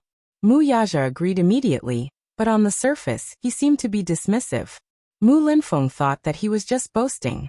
Did he think that he could hold a grand wedding on his own after leaving the Mu group? Chapter 1832. Thus, Mu Linfeng did not think too much about it at the time. He only thought that his young and hot-blooded nephew was just being impulsive. At most, he would only be fierce with his words and talk on paper. How would he have the capital to hold such a grand wedding if he did not use the company's account? However, when they rushed over to take a look, Mu Linfeng and Mu Xiumin were so angry that they almost vomited blood. Without using the Mu family's capital, this engagement was not only held in a dignified manner, but it was also grand and sensational. How did his nephew do it? How did he manage to arrange such a grand event, and even invite so many important guests? How did he manage to make an engagement ceremony that was even grander than the formal weddings of some of the rich and powerful families? How did he manage to do it? Mu Linfeng couldn't help but feel suspicious. Without using the company's account, how did he manage to make the ceremony so luxurious and dignified? Mu Linfeng was suspicious at once. In fact, although he was old and no longer as spirited and vigorous as when he was young, it didn't mean that he was stupid. All these years, be it Mu Yaja nurtured his power outside or set up his own businesses, even if he kept the Mu family under wraps and didn't leak any clues, it didn't mean that Mu Linfeng wasn't vigilant at all. He already had his suspicions long ago. Even if Mu Yaja's businesses couldn't compete with the Mu group's power for the time being, with his ability and capability, he was still young and capable. With his plans for himself, it wouldn't be long before he replaced the Mu group in a few years' time. Moreover, in recent years, his backbone had gradually shifted toward his private businesses. He even grafted many resources that originally belonged to the Mu group to the businesses under his name. He vaguely realized that this fellow had some selfish motives. However, he couldn't find any evidence. Moreover, he was preoccupied with handling the Mu family's affairs and didn't have the energy to keep up. He thought that as long as this fellow didn't go overboard, he could pretend that he didn't know. Moreover, he didn't find anything fishy. One thing he was certain of was that, in this aspect, Mu Yaja had handled it flawlessly and had managed to hide it from his discerning eyes. Thus, Mu Linfeng only had suspicions and didn't have any concrete evidence. However, today's engagement banquet once again aroused his suspicions. He had originally come with the intention of watching a joke, but in the end, he was ruthlessly slapped by Mu Yaja. Mu Linfeng only felt his old face burning from the slap, which was extremely embarrassing. Mu Yaja's engagement banquet today was truly an honor for his family. He had never seen anyone's engagement banquet on such a scale. Even in the world, only the world-shocking British royal wedding of the century could compare. However, it was not easy to compare a wedding and an engagement. Perhaps, this kid's wedding in the future would be even more sensational than this engagement banquet. It might even attract the attention of the world. With his temperament, he would probably do so. Mu Linfeng, on the other hand, was perplexed. He did not know where the young man got his strength from to be able to do this. Chapter 1833. Could it be that this brat had gone to the extent of borrowing money to support this event? Judging by the looks of it, this engagement banquet could not have been held without spending tens of millions of yuan. Could it be that he had owed tens of millions of yuan just to fulfill a promise and for this woman? However, he was not in the mood to care about this at the moment. The biggest surprise at this engagement banquet was that mysterious man.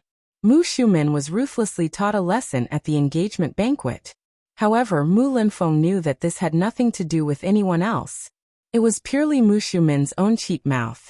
Mu Linfeng admitted that he had always felt that Mu Xiumin was not a calm person. She did things in a high-profile manner, especially when she spoke fiercely and aggressively. It was easy for her to cause trouble from her mouth. Maybe it was because she had always been the core member of the Mu clan, so she was used to looking down on others. After all, the Mu clan had a prominent position in the capital. It could be said that the Mu clan was a prestigious clan that could cover the sky with one hand. Which clan had the ability to compete with the Mu clan? However, one had to remember that there was always someone better out there. It was not that there was no one who was more powerful than her. Today he had really been slapped in the face. While Mu Linfeng was furious, he also felt that he had been utterly humiliated by Mu Xiumin. However, that brat was a little too arrogant. His words of flattening the Mu family overnight still left a lingering fear in his heart. What kind of monstrous power did this brat have to be able to say such words? Mu Linfeng was attentive and heard that sentence. I want her life. She bullied my sister and deserved to die. Otherwise, do you think that the Gong family can be bullied by any Tom, Dick, or Harry? Mu family. Who do you think you are? Do you think that the Mu family can do whatever you want and bully others?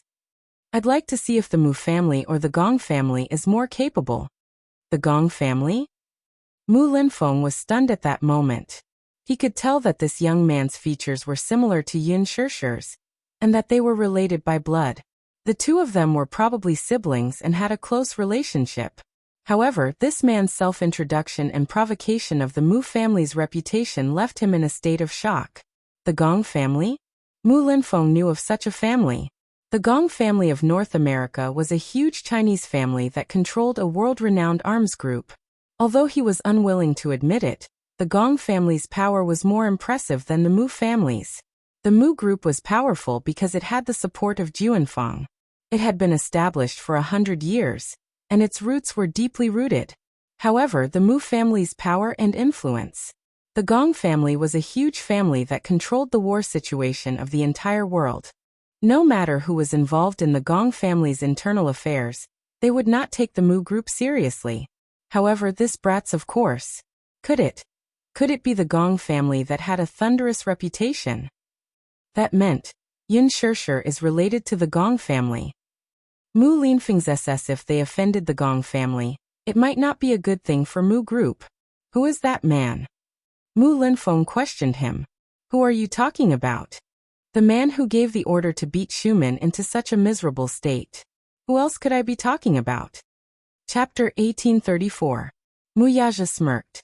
As you can see, that man has a powerful background. Auntie has offended him. Not only did she suffer today, but her life may also be in danger in the future. I can only hope that he doesn't take this matter to heart. Given that rascal's character, he'll bear grudges against anyone who touches his sister. Mu Linfeng's heart skipped a beat. Even he said so. It seemed that the man's identity was as he had guessed.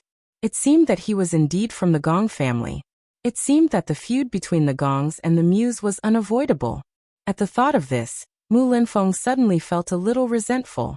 This Mu Xiumin was always stirring up trouble for him. Usually he could ignore those small fries, but this time, she had offended a big shot. How could he not be angry?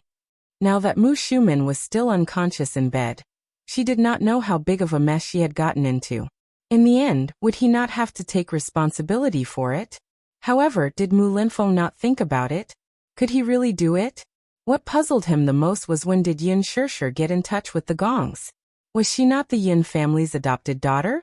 Could it be? Was she an illegitimate daughter of the Gongs? This was not impossible. Mu Linfeng was no stranger to the Gong family. Speaking of which, the Gong and Mu families had some history with each other. The head of the Gongs, Gong Xiaoying, had some personal grudges with the Mus. Mu Linfeng also had some inkling of the past between Gong Xiaoying and Mu Sheng. Hence, the Gongs were an extremely fearsome existence to the Mus. Could it be that Yun Shishir was Mu Wanru and Gong Xiaoying's daughter? At this thought he felt even more restless. Mu Yaja glanced at Mu Shumin and expressionlessly said, "When she wakes up, second uncle, take her away from here. Don't let her spoil our mood." His words were a little hurtful. The corners of Mu Linfeng's lips twitched violently. He looked at him sharply like an eagle and sneered. "Are you chasing us away?" "It's not that chasing is so unpleasant to hear. It's just that it's a little inappropriate for you guys to appear here. Now that the gongs are here, second uncle, don't tell me you want to make a big scene? You." Mu Linfeng slammed the table and stood up, pointing at him and scolding. "You be ****starred. Which side are you on exactly? No matter what, she's still your aunt. It's fine if you don't care when she's being bullied right under your nose. But now that she's injured, not only do you not care, you even chase us away. Is this appropriate?" "I'm not on anyone's side. He only stood by his lady. Whoever bullied his wife's wife was his enemy. On the contrary, he was happy to see Gong Jie make a move on Mu Shumin. Given his status, it was indeed inappropriate for him to attack Mu Shumin. Gong Jie was different though. Mu Yaja sneered.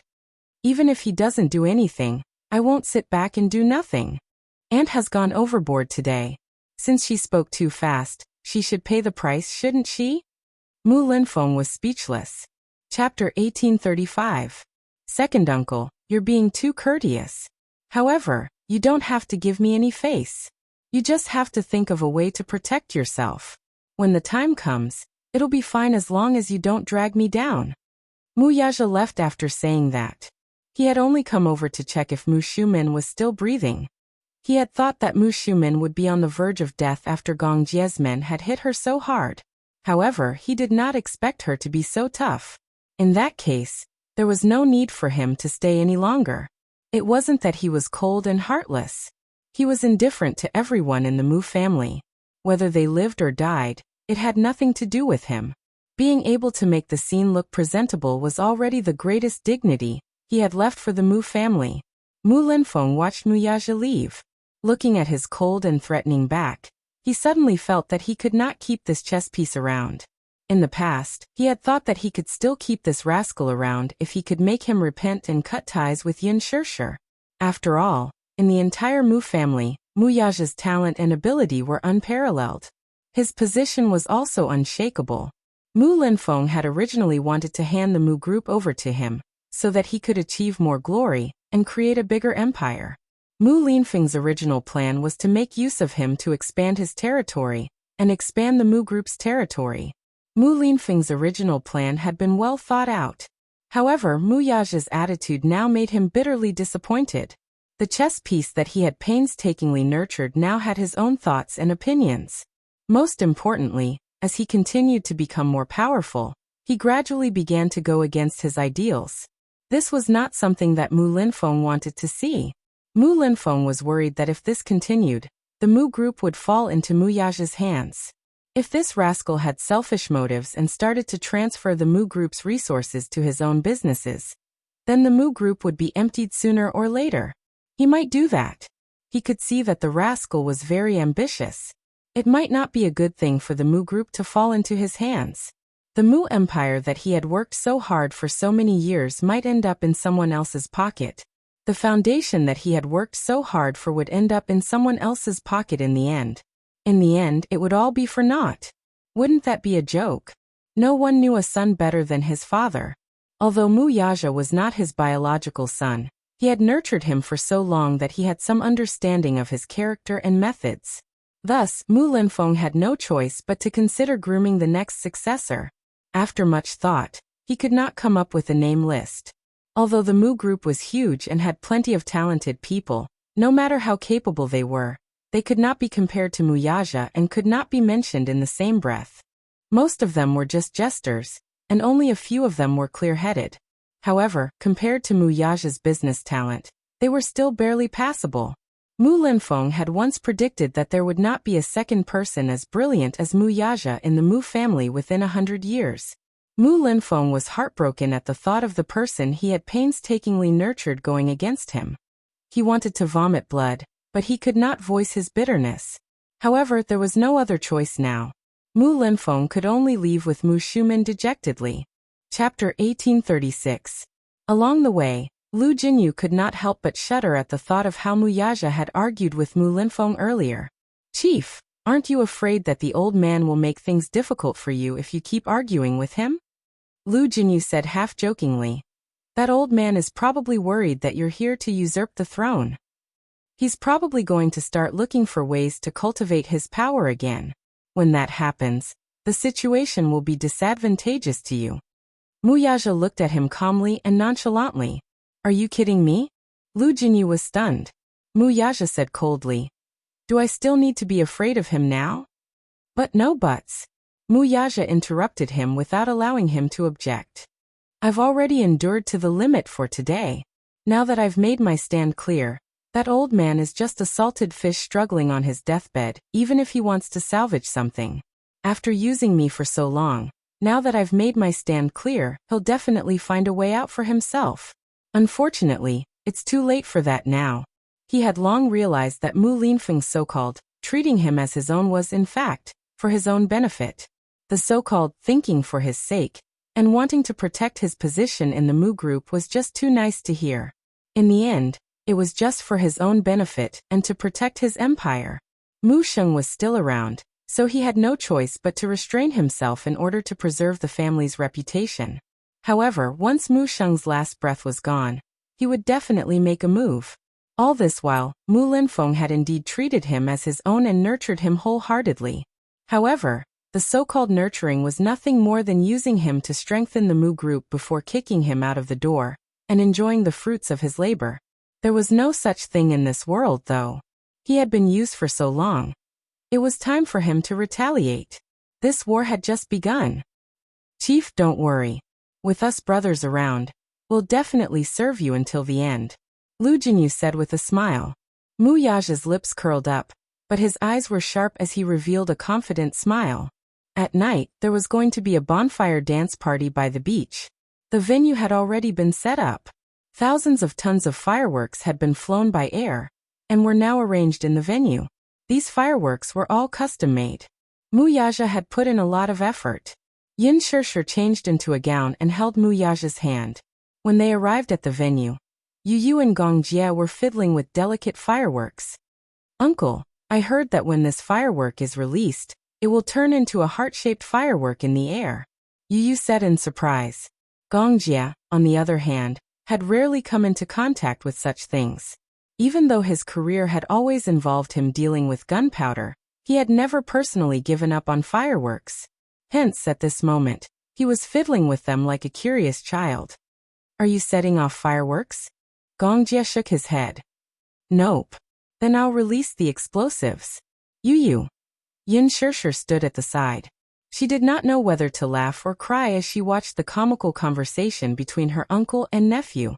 She was about to step forward when she heard someone calling her from behind. "Shirshir."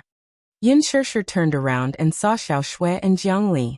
Chapter 1837. "You flatter me." Yin Shirshir smiled and held her hand.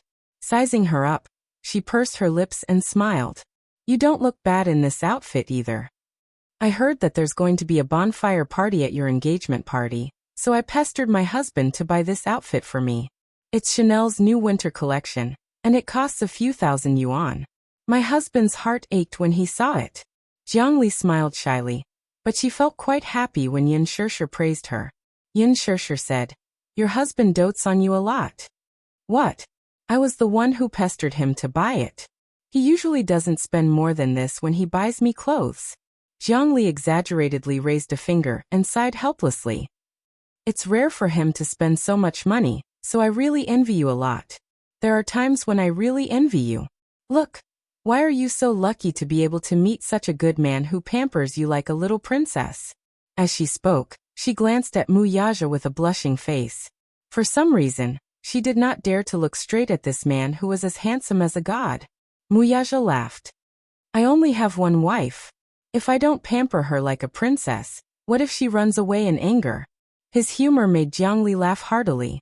At the same time, she was even more envious of Yin Shirshir's good fortune. However, this envy was different from the jealousy of Yin Qinli and Yin Qingmiao. She, too, was sincerely wishing them well. Hence she praised, Your husband is very handsome today too.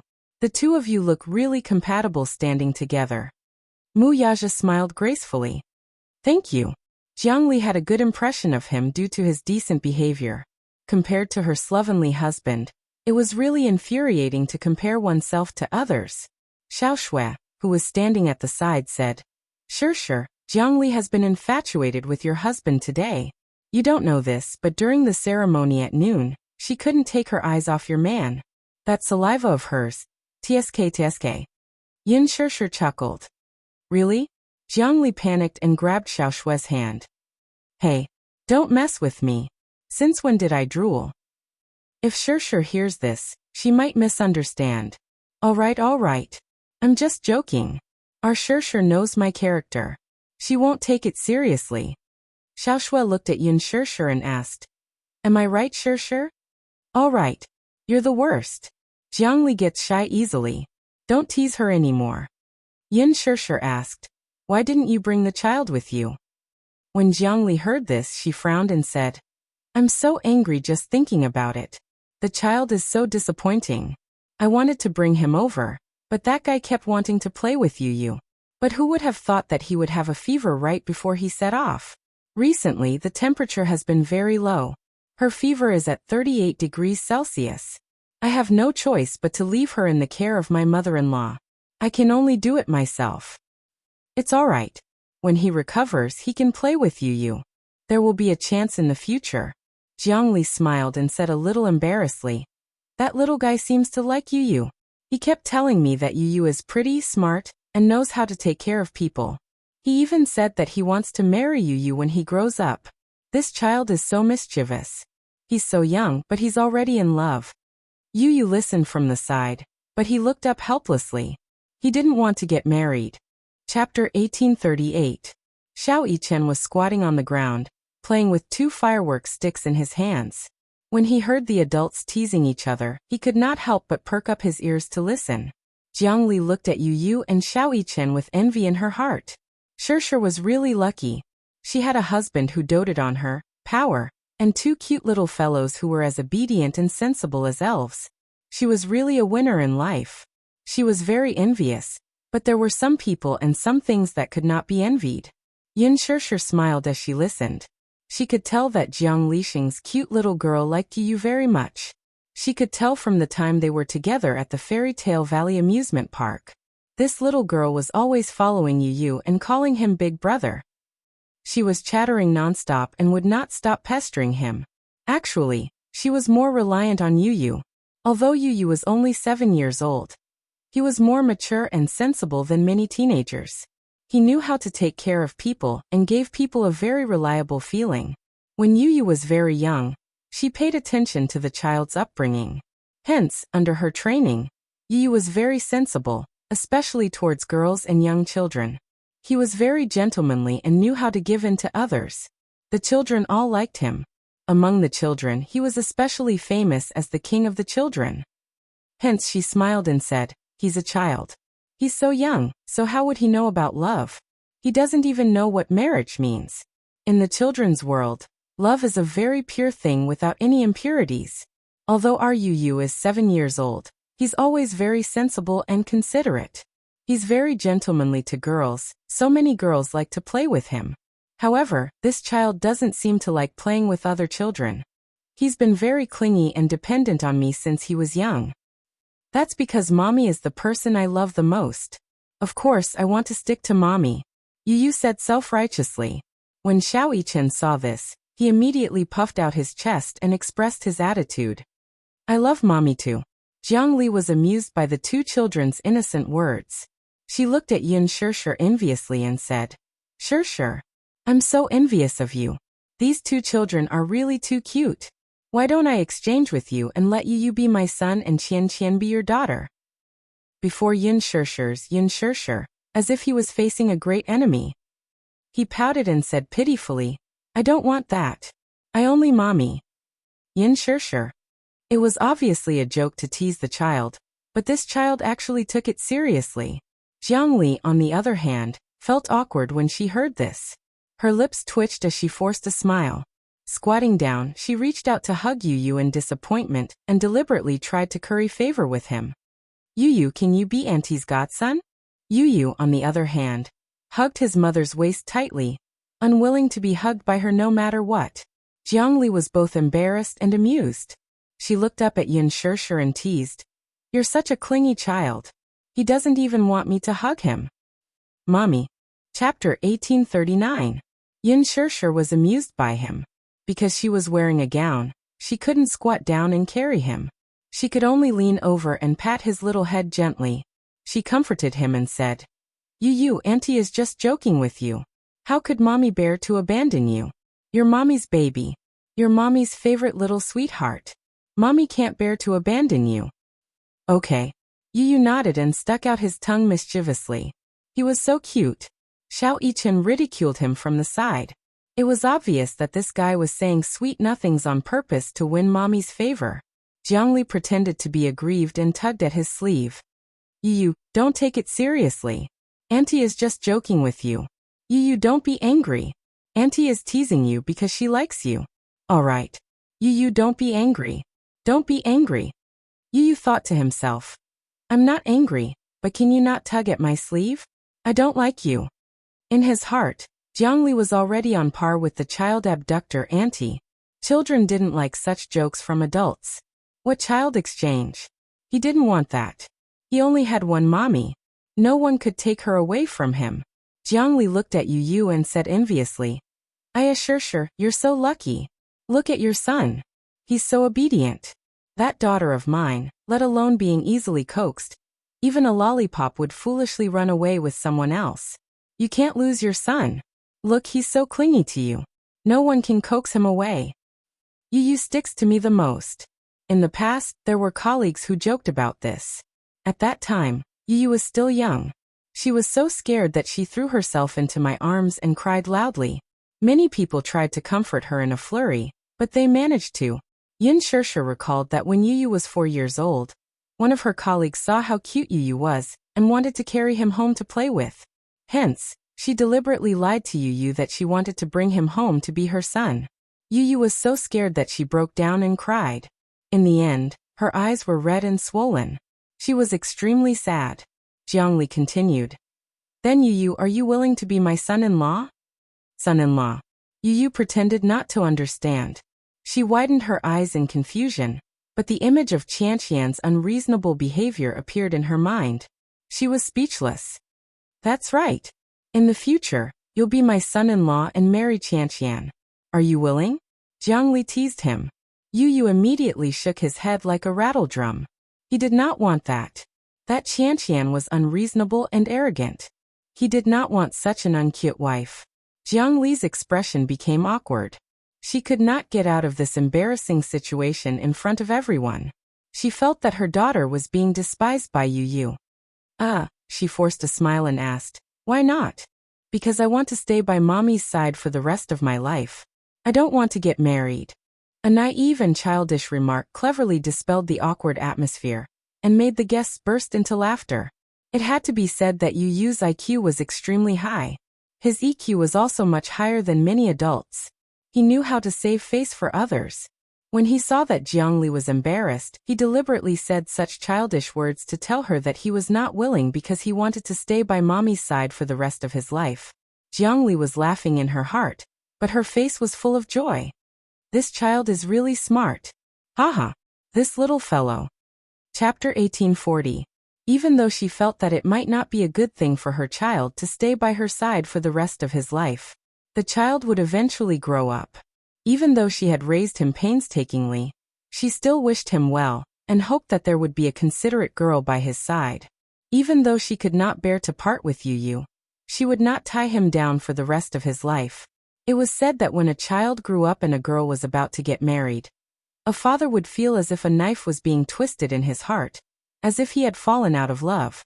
Similarly, when a boy was about to get married, a mother would feel as if she was facing a great enemy. However, when the time came, she would still hope that her son would be happy. Our Qianqian likes you a lot. She has always said that she wants to marry you when she grows up. Jiangli continued to encourage him. Yu Yu, it's good that you marry our Qianqian.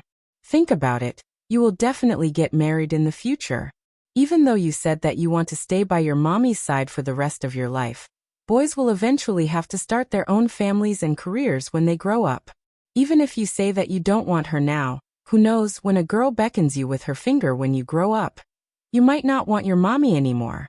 When that time comes, you will also have a wife. How will you still care about your mommy? However, you said mischievously. No, I won't. Mommy is my precious baby. How can I not want my mommy? The first criterion for me to marry a wife is to be filial to my mommy. Otherwise, I won't want her no matter how pretty she is. Ha ha ha. I didn't expect such a young child to be so filial. He's not simple. Yes. Most of the children nowadays are very willful. Yu is so sensible. It seems that Shirshir has taught him well. Xiao Yichen added. I don't want to get married in the future either. I just want to stay by mommy's side until we grow old. When mommy is old, I want to hold her hand and take care of her. Jiangli was so jealous when she heard this. She thought about her spoiled daughter. She was so arrogant and willful. Not only was she immature, but she would also say things like, Mommy is so mean. Mommy doesn't dote on Qianqian at all. Qianqian doesn't want mommy anymore. Compared to Yu's willful words, she was so envious that her eyes almost turned red. Thinking of this, she suddenly felt a little resentful and said, Sure, let me pinch you. You're so lucky. If I had two such sensible and obedient sons, I would wake up laughing even in my dreams. That daughter of mine only knows how to make me angry, but she's not sensible at all. Sigh, everyone says that girls are more sensible than boys, but now this notion has really been shattered. Xiao Shui chimed in from the side. Sure is very lucky. Look, she has such cute Xiao Bao and such a handsome husband. I can't be envious. Jiangli joked. Sure, don't you know how lucky you are? I must cherish the happiness I have now. A man as handsome as your husband who knows how to take care of you and dote on you is rare nowadays. You have to work harder to tie his heart down. If you don't keep a close eye on him, such a handsome husband will be taken away by another woman. You'll cry yourself to death. As soon as she finished speaking, the room fell into an awkward silence. It had to be said that Jiang Li's words were truly inappropriate. Chapter 1841. This person had just gotten engaged, yet she said such a thing. What did she mean by don't let other women lead you away? How could she make such an inappropriate joke in such an occasion? Jiang Li was not very knowledgeable. She usually stayed at home to take care of the children, and the people she interacted with were mostly young mothers. As a result, she lacked social skills. Hence, her low EQ was vividly reflected in this sentence. These words made Yin Shirshir feel rather awkward. Even though she knew that Jiangli did not have any ill intentions, and the subjective meaning of her words was to express her envy of her good fortune, it still made others feel uncomfortable.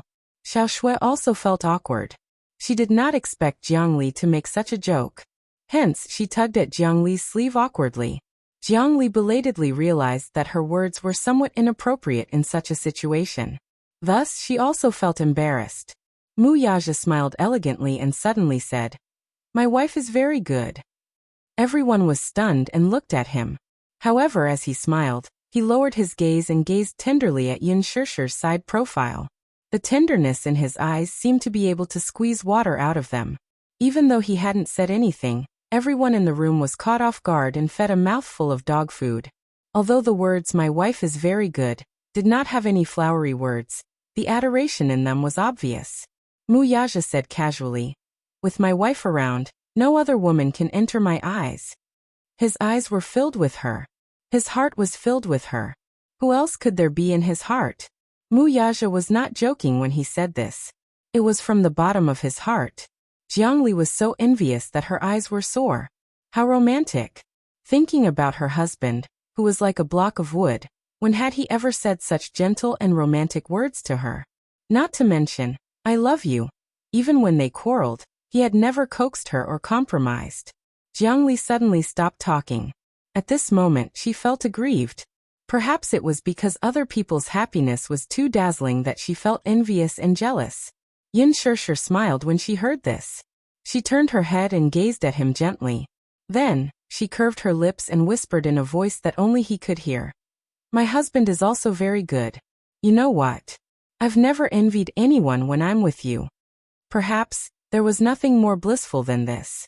She had never envied anyone else for being able to hold his hand and be with him. Therefore, she felt that she was the happiest woman in the world to have him. Yin Yecheng, who was standing at the side, was so touched that his eyes were about to tear up. He rubbed his eyes with his handkerchief, but he couldn't suppress the excitement in his heart. Perhaps before today, he still had some doubts about this man's feelings. Did this man really love his daughter? Was he really sincere to his daughter? Could his daughter really be happy with him? There were so many question marks that he couldn't sleep well on the night before the engagement banquet. However, when he heard Mu Yaja's words, his heart immediately calmed down. Chapter 1842. His greatest wish was for his daughter to be happy.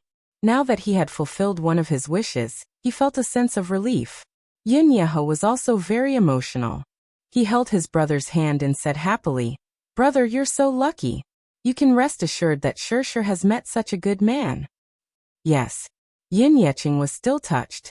Looking at Yin Shirshir, he vaguely recalled the first time they met. When she was 9 years old, he saw her for the first time in the welfare home. At that time, she was skinny and tattered from head to toe. He could tell that her clothes were old and dirty.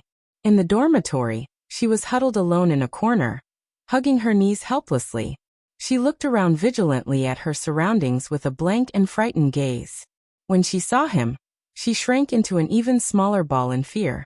She was like an injured animal, isolated and helpless. At that time, that pair of hurt and tired eyes touched him all of a sudden. Because of that fragile gaze, he felt a stab in his heart. At that moment, he decided to adopt this child without hesitation. Even if Li Qin protested, he did not care at all. When he brought her home, he doted on and protected her, treating her as if she was his own. Gradually, a father-daughter relationship developed between them. Even though there was no blood bond between them, he had never treated her as an outsider. She relied on him. He also doted on her like his own daughter. Humans were soft-hearted. Yin Na was insensible and disobedient, always making him angry and furious. Yin Shirshir, on the other hand, cherished this hard-won kinship very much. When Yin Shirshir was young, she adopted a stray dog, although it was later thrown away by Li Qin. This dog was very playful and adorable. Yin Shirshir brought it home because she pitied it when she saw the children bullying it. Perhaps it was because it had been homeless since it was young, but after it was adopted, it was very obedient and never caused any trouble.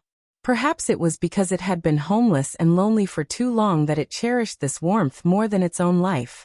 Yin Shirshir must be the same. It was precisely because she had been homeless and helpless when she was young that she wanted to work hard to protect her family when she had a home.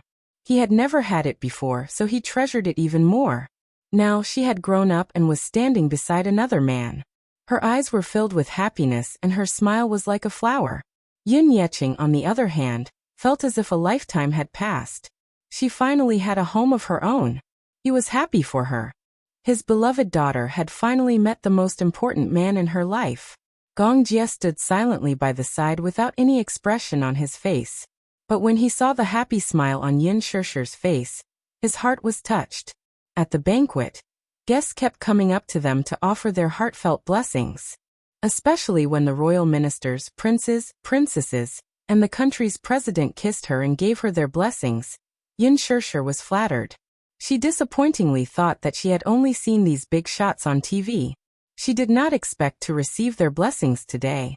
She silently thought to herself, "Can I ask them for their autographs?"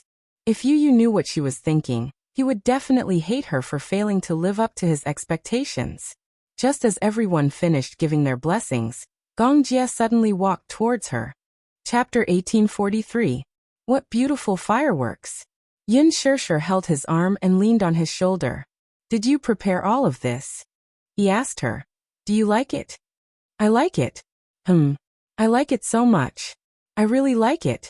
Yin Shirshir was touched. "Thank you, Muyaja." He caught on to her faulty wording and raised his eyebrows in dissatisfaction. "What should you call me?" Her face was a little red. She pursed her lips and said embarrassedly, "Isn't it inappropriate to call you husband now?" If you can't call me that now, how long are you going to wait? Are you going to wait until my hair turns white? Until you call me hubby? Muyaja said half jokingly, half seriously. The engagement party is already held. Are you still thinking of running away from the marriage? Yin Shirshir pushed his shoulder shyly and said unhappily, No. You know that's not what I meant. Then what should you call me? Muyaja patiently guided her. Yin Shirshir pouted, and then secretly looked at his meaningful expression. Suddenly, she plucked up her courage and called, Hubby. Good girl. My wife. He hugged her and kissed her amidst the fireworks and under everyone's stunned gazes. A bunch of fireworks slowly rose in the night sky and bloomed in the night sky. The romantic scene was frozen at this moment. It was nighttime. Muyaja was still entertaining the guests at the cocktail party. She returned to her room early and changed into her pajamas. Just as she was about to go to the bathroom to wash off her heavy makeup, her phone rang at the wrong time. She walked to the sofa in a light mood and hummed a song. She took out her phone from her bag and glanced at the screen. However, when she saw the name on the screen, her heart skipped a beat. Yin Shirshir could not help but feel suffocated. The words Gu Xingzi continued to jump along with the ringtone. She actually felt inexplicably flustered. She glanced at the door before picking up the phone. Her heartbeat instantly sped up. Hello. Xingzi. Shirshir, where are you? On the other end, Gu Xingzi's heavy and tired voice suddenly rang out. I heard that you had something to do, so the roadshow that was originally scheduled for today was postponed. Gu Xingzi added. Only then did Yin Shirshir remember that the production team of The Green Apple had entered the promotional period and had started to hold a nationwide roadshow. The premiere was originally scheduled for today, but because she had applied for leave, Lin Fengtian had to postpone it for a few days. Initially, she was quite embarrassed. Because of her personal matters, she had affected the entire crew's schedule. She felt extremely guilty. However, Lin Fengtian had said that she was the female lead, and that anyone could be absent except for her. Therefore, he did not hesitate to postpone the premiere. She was both grateful and guilty. However, Lin Fengtian laughed and said, No matter how important it is not as important as your life. It's fine. Hence, when she received the superstar's call, the first thing she felt was immense guilt. Yes. On the other end, Gu Xingzi said slowly in an eerily calm voice, I also heard that you are engaged. But you didn't invite me. Why? Gu Xingzi's slightly helpless voice made her heart beat even faster. He asked her why she did not invite him. Chapter 1844. It was because she was afraid. Afraid of his rejection. Afraid that Muyaja would be unhappy because of it. Yin Shirshir remained silent, not knowing how to speak. On the other end, Gu Xingzi was silent for a while and said helplessly, I thought that I shouldn't be absent for such an important event. But I didn't receive your invitation. He suddenly took a deep breath and, as if he had used up all his energy, questioned her silently. Shirshir, maybe I don't have the chance to work hard, but are you so stingy to give me the chance to give you my blessings? Are you so stingy to give me the chance to give you my blessings? His voice was filled with bitterness. Her mind went blank at that moment. I thought that you didn't want to come. I thought you might not wish me well. Ha! He let out an indifferent laugh and said in a self-deprecating manner, I don't want to hear words that are too fake and insincere. You're too full of yourself.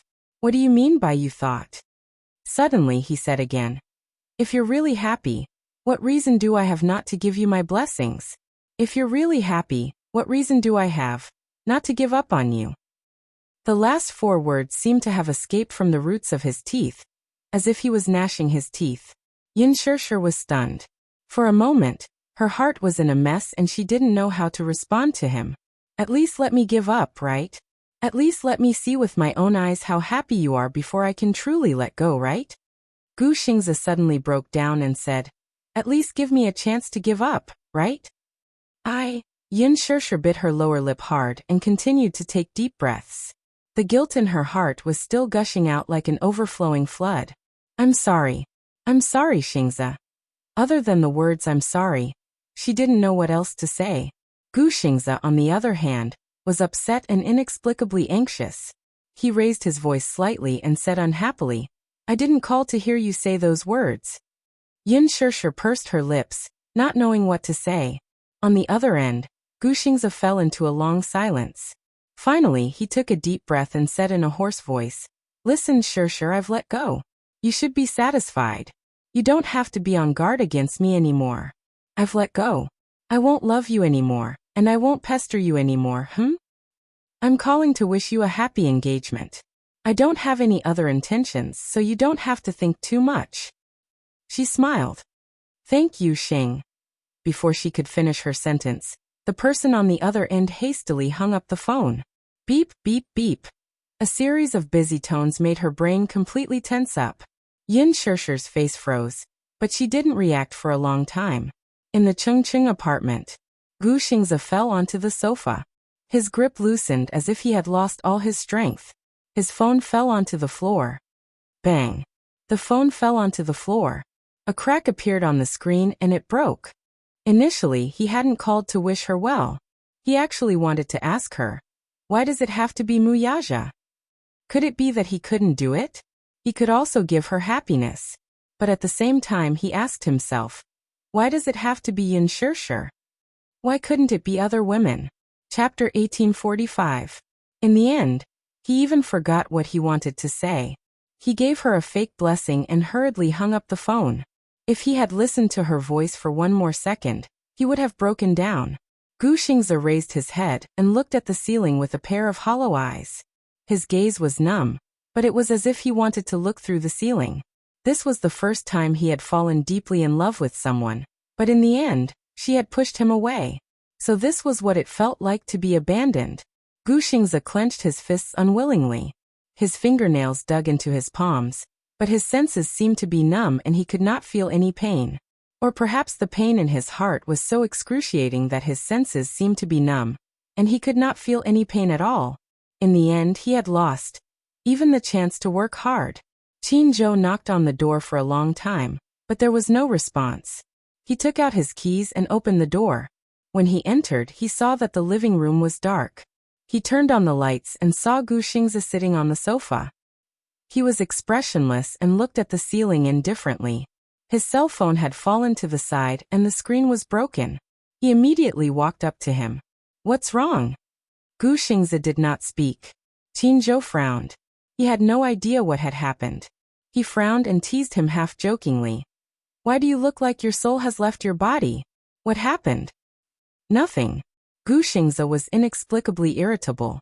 He glared at him and said impatiently, What could have happened to me?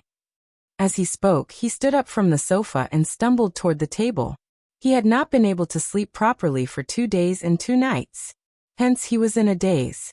He supported himself on the table and held the cup with difficulty. His back view was inexplicably stiff and cold. Behind him, Qin Zhou was at a loss for a moment. Then he pursed his lips and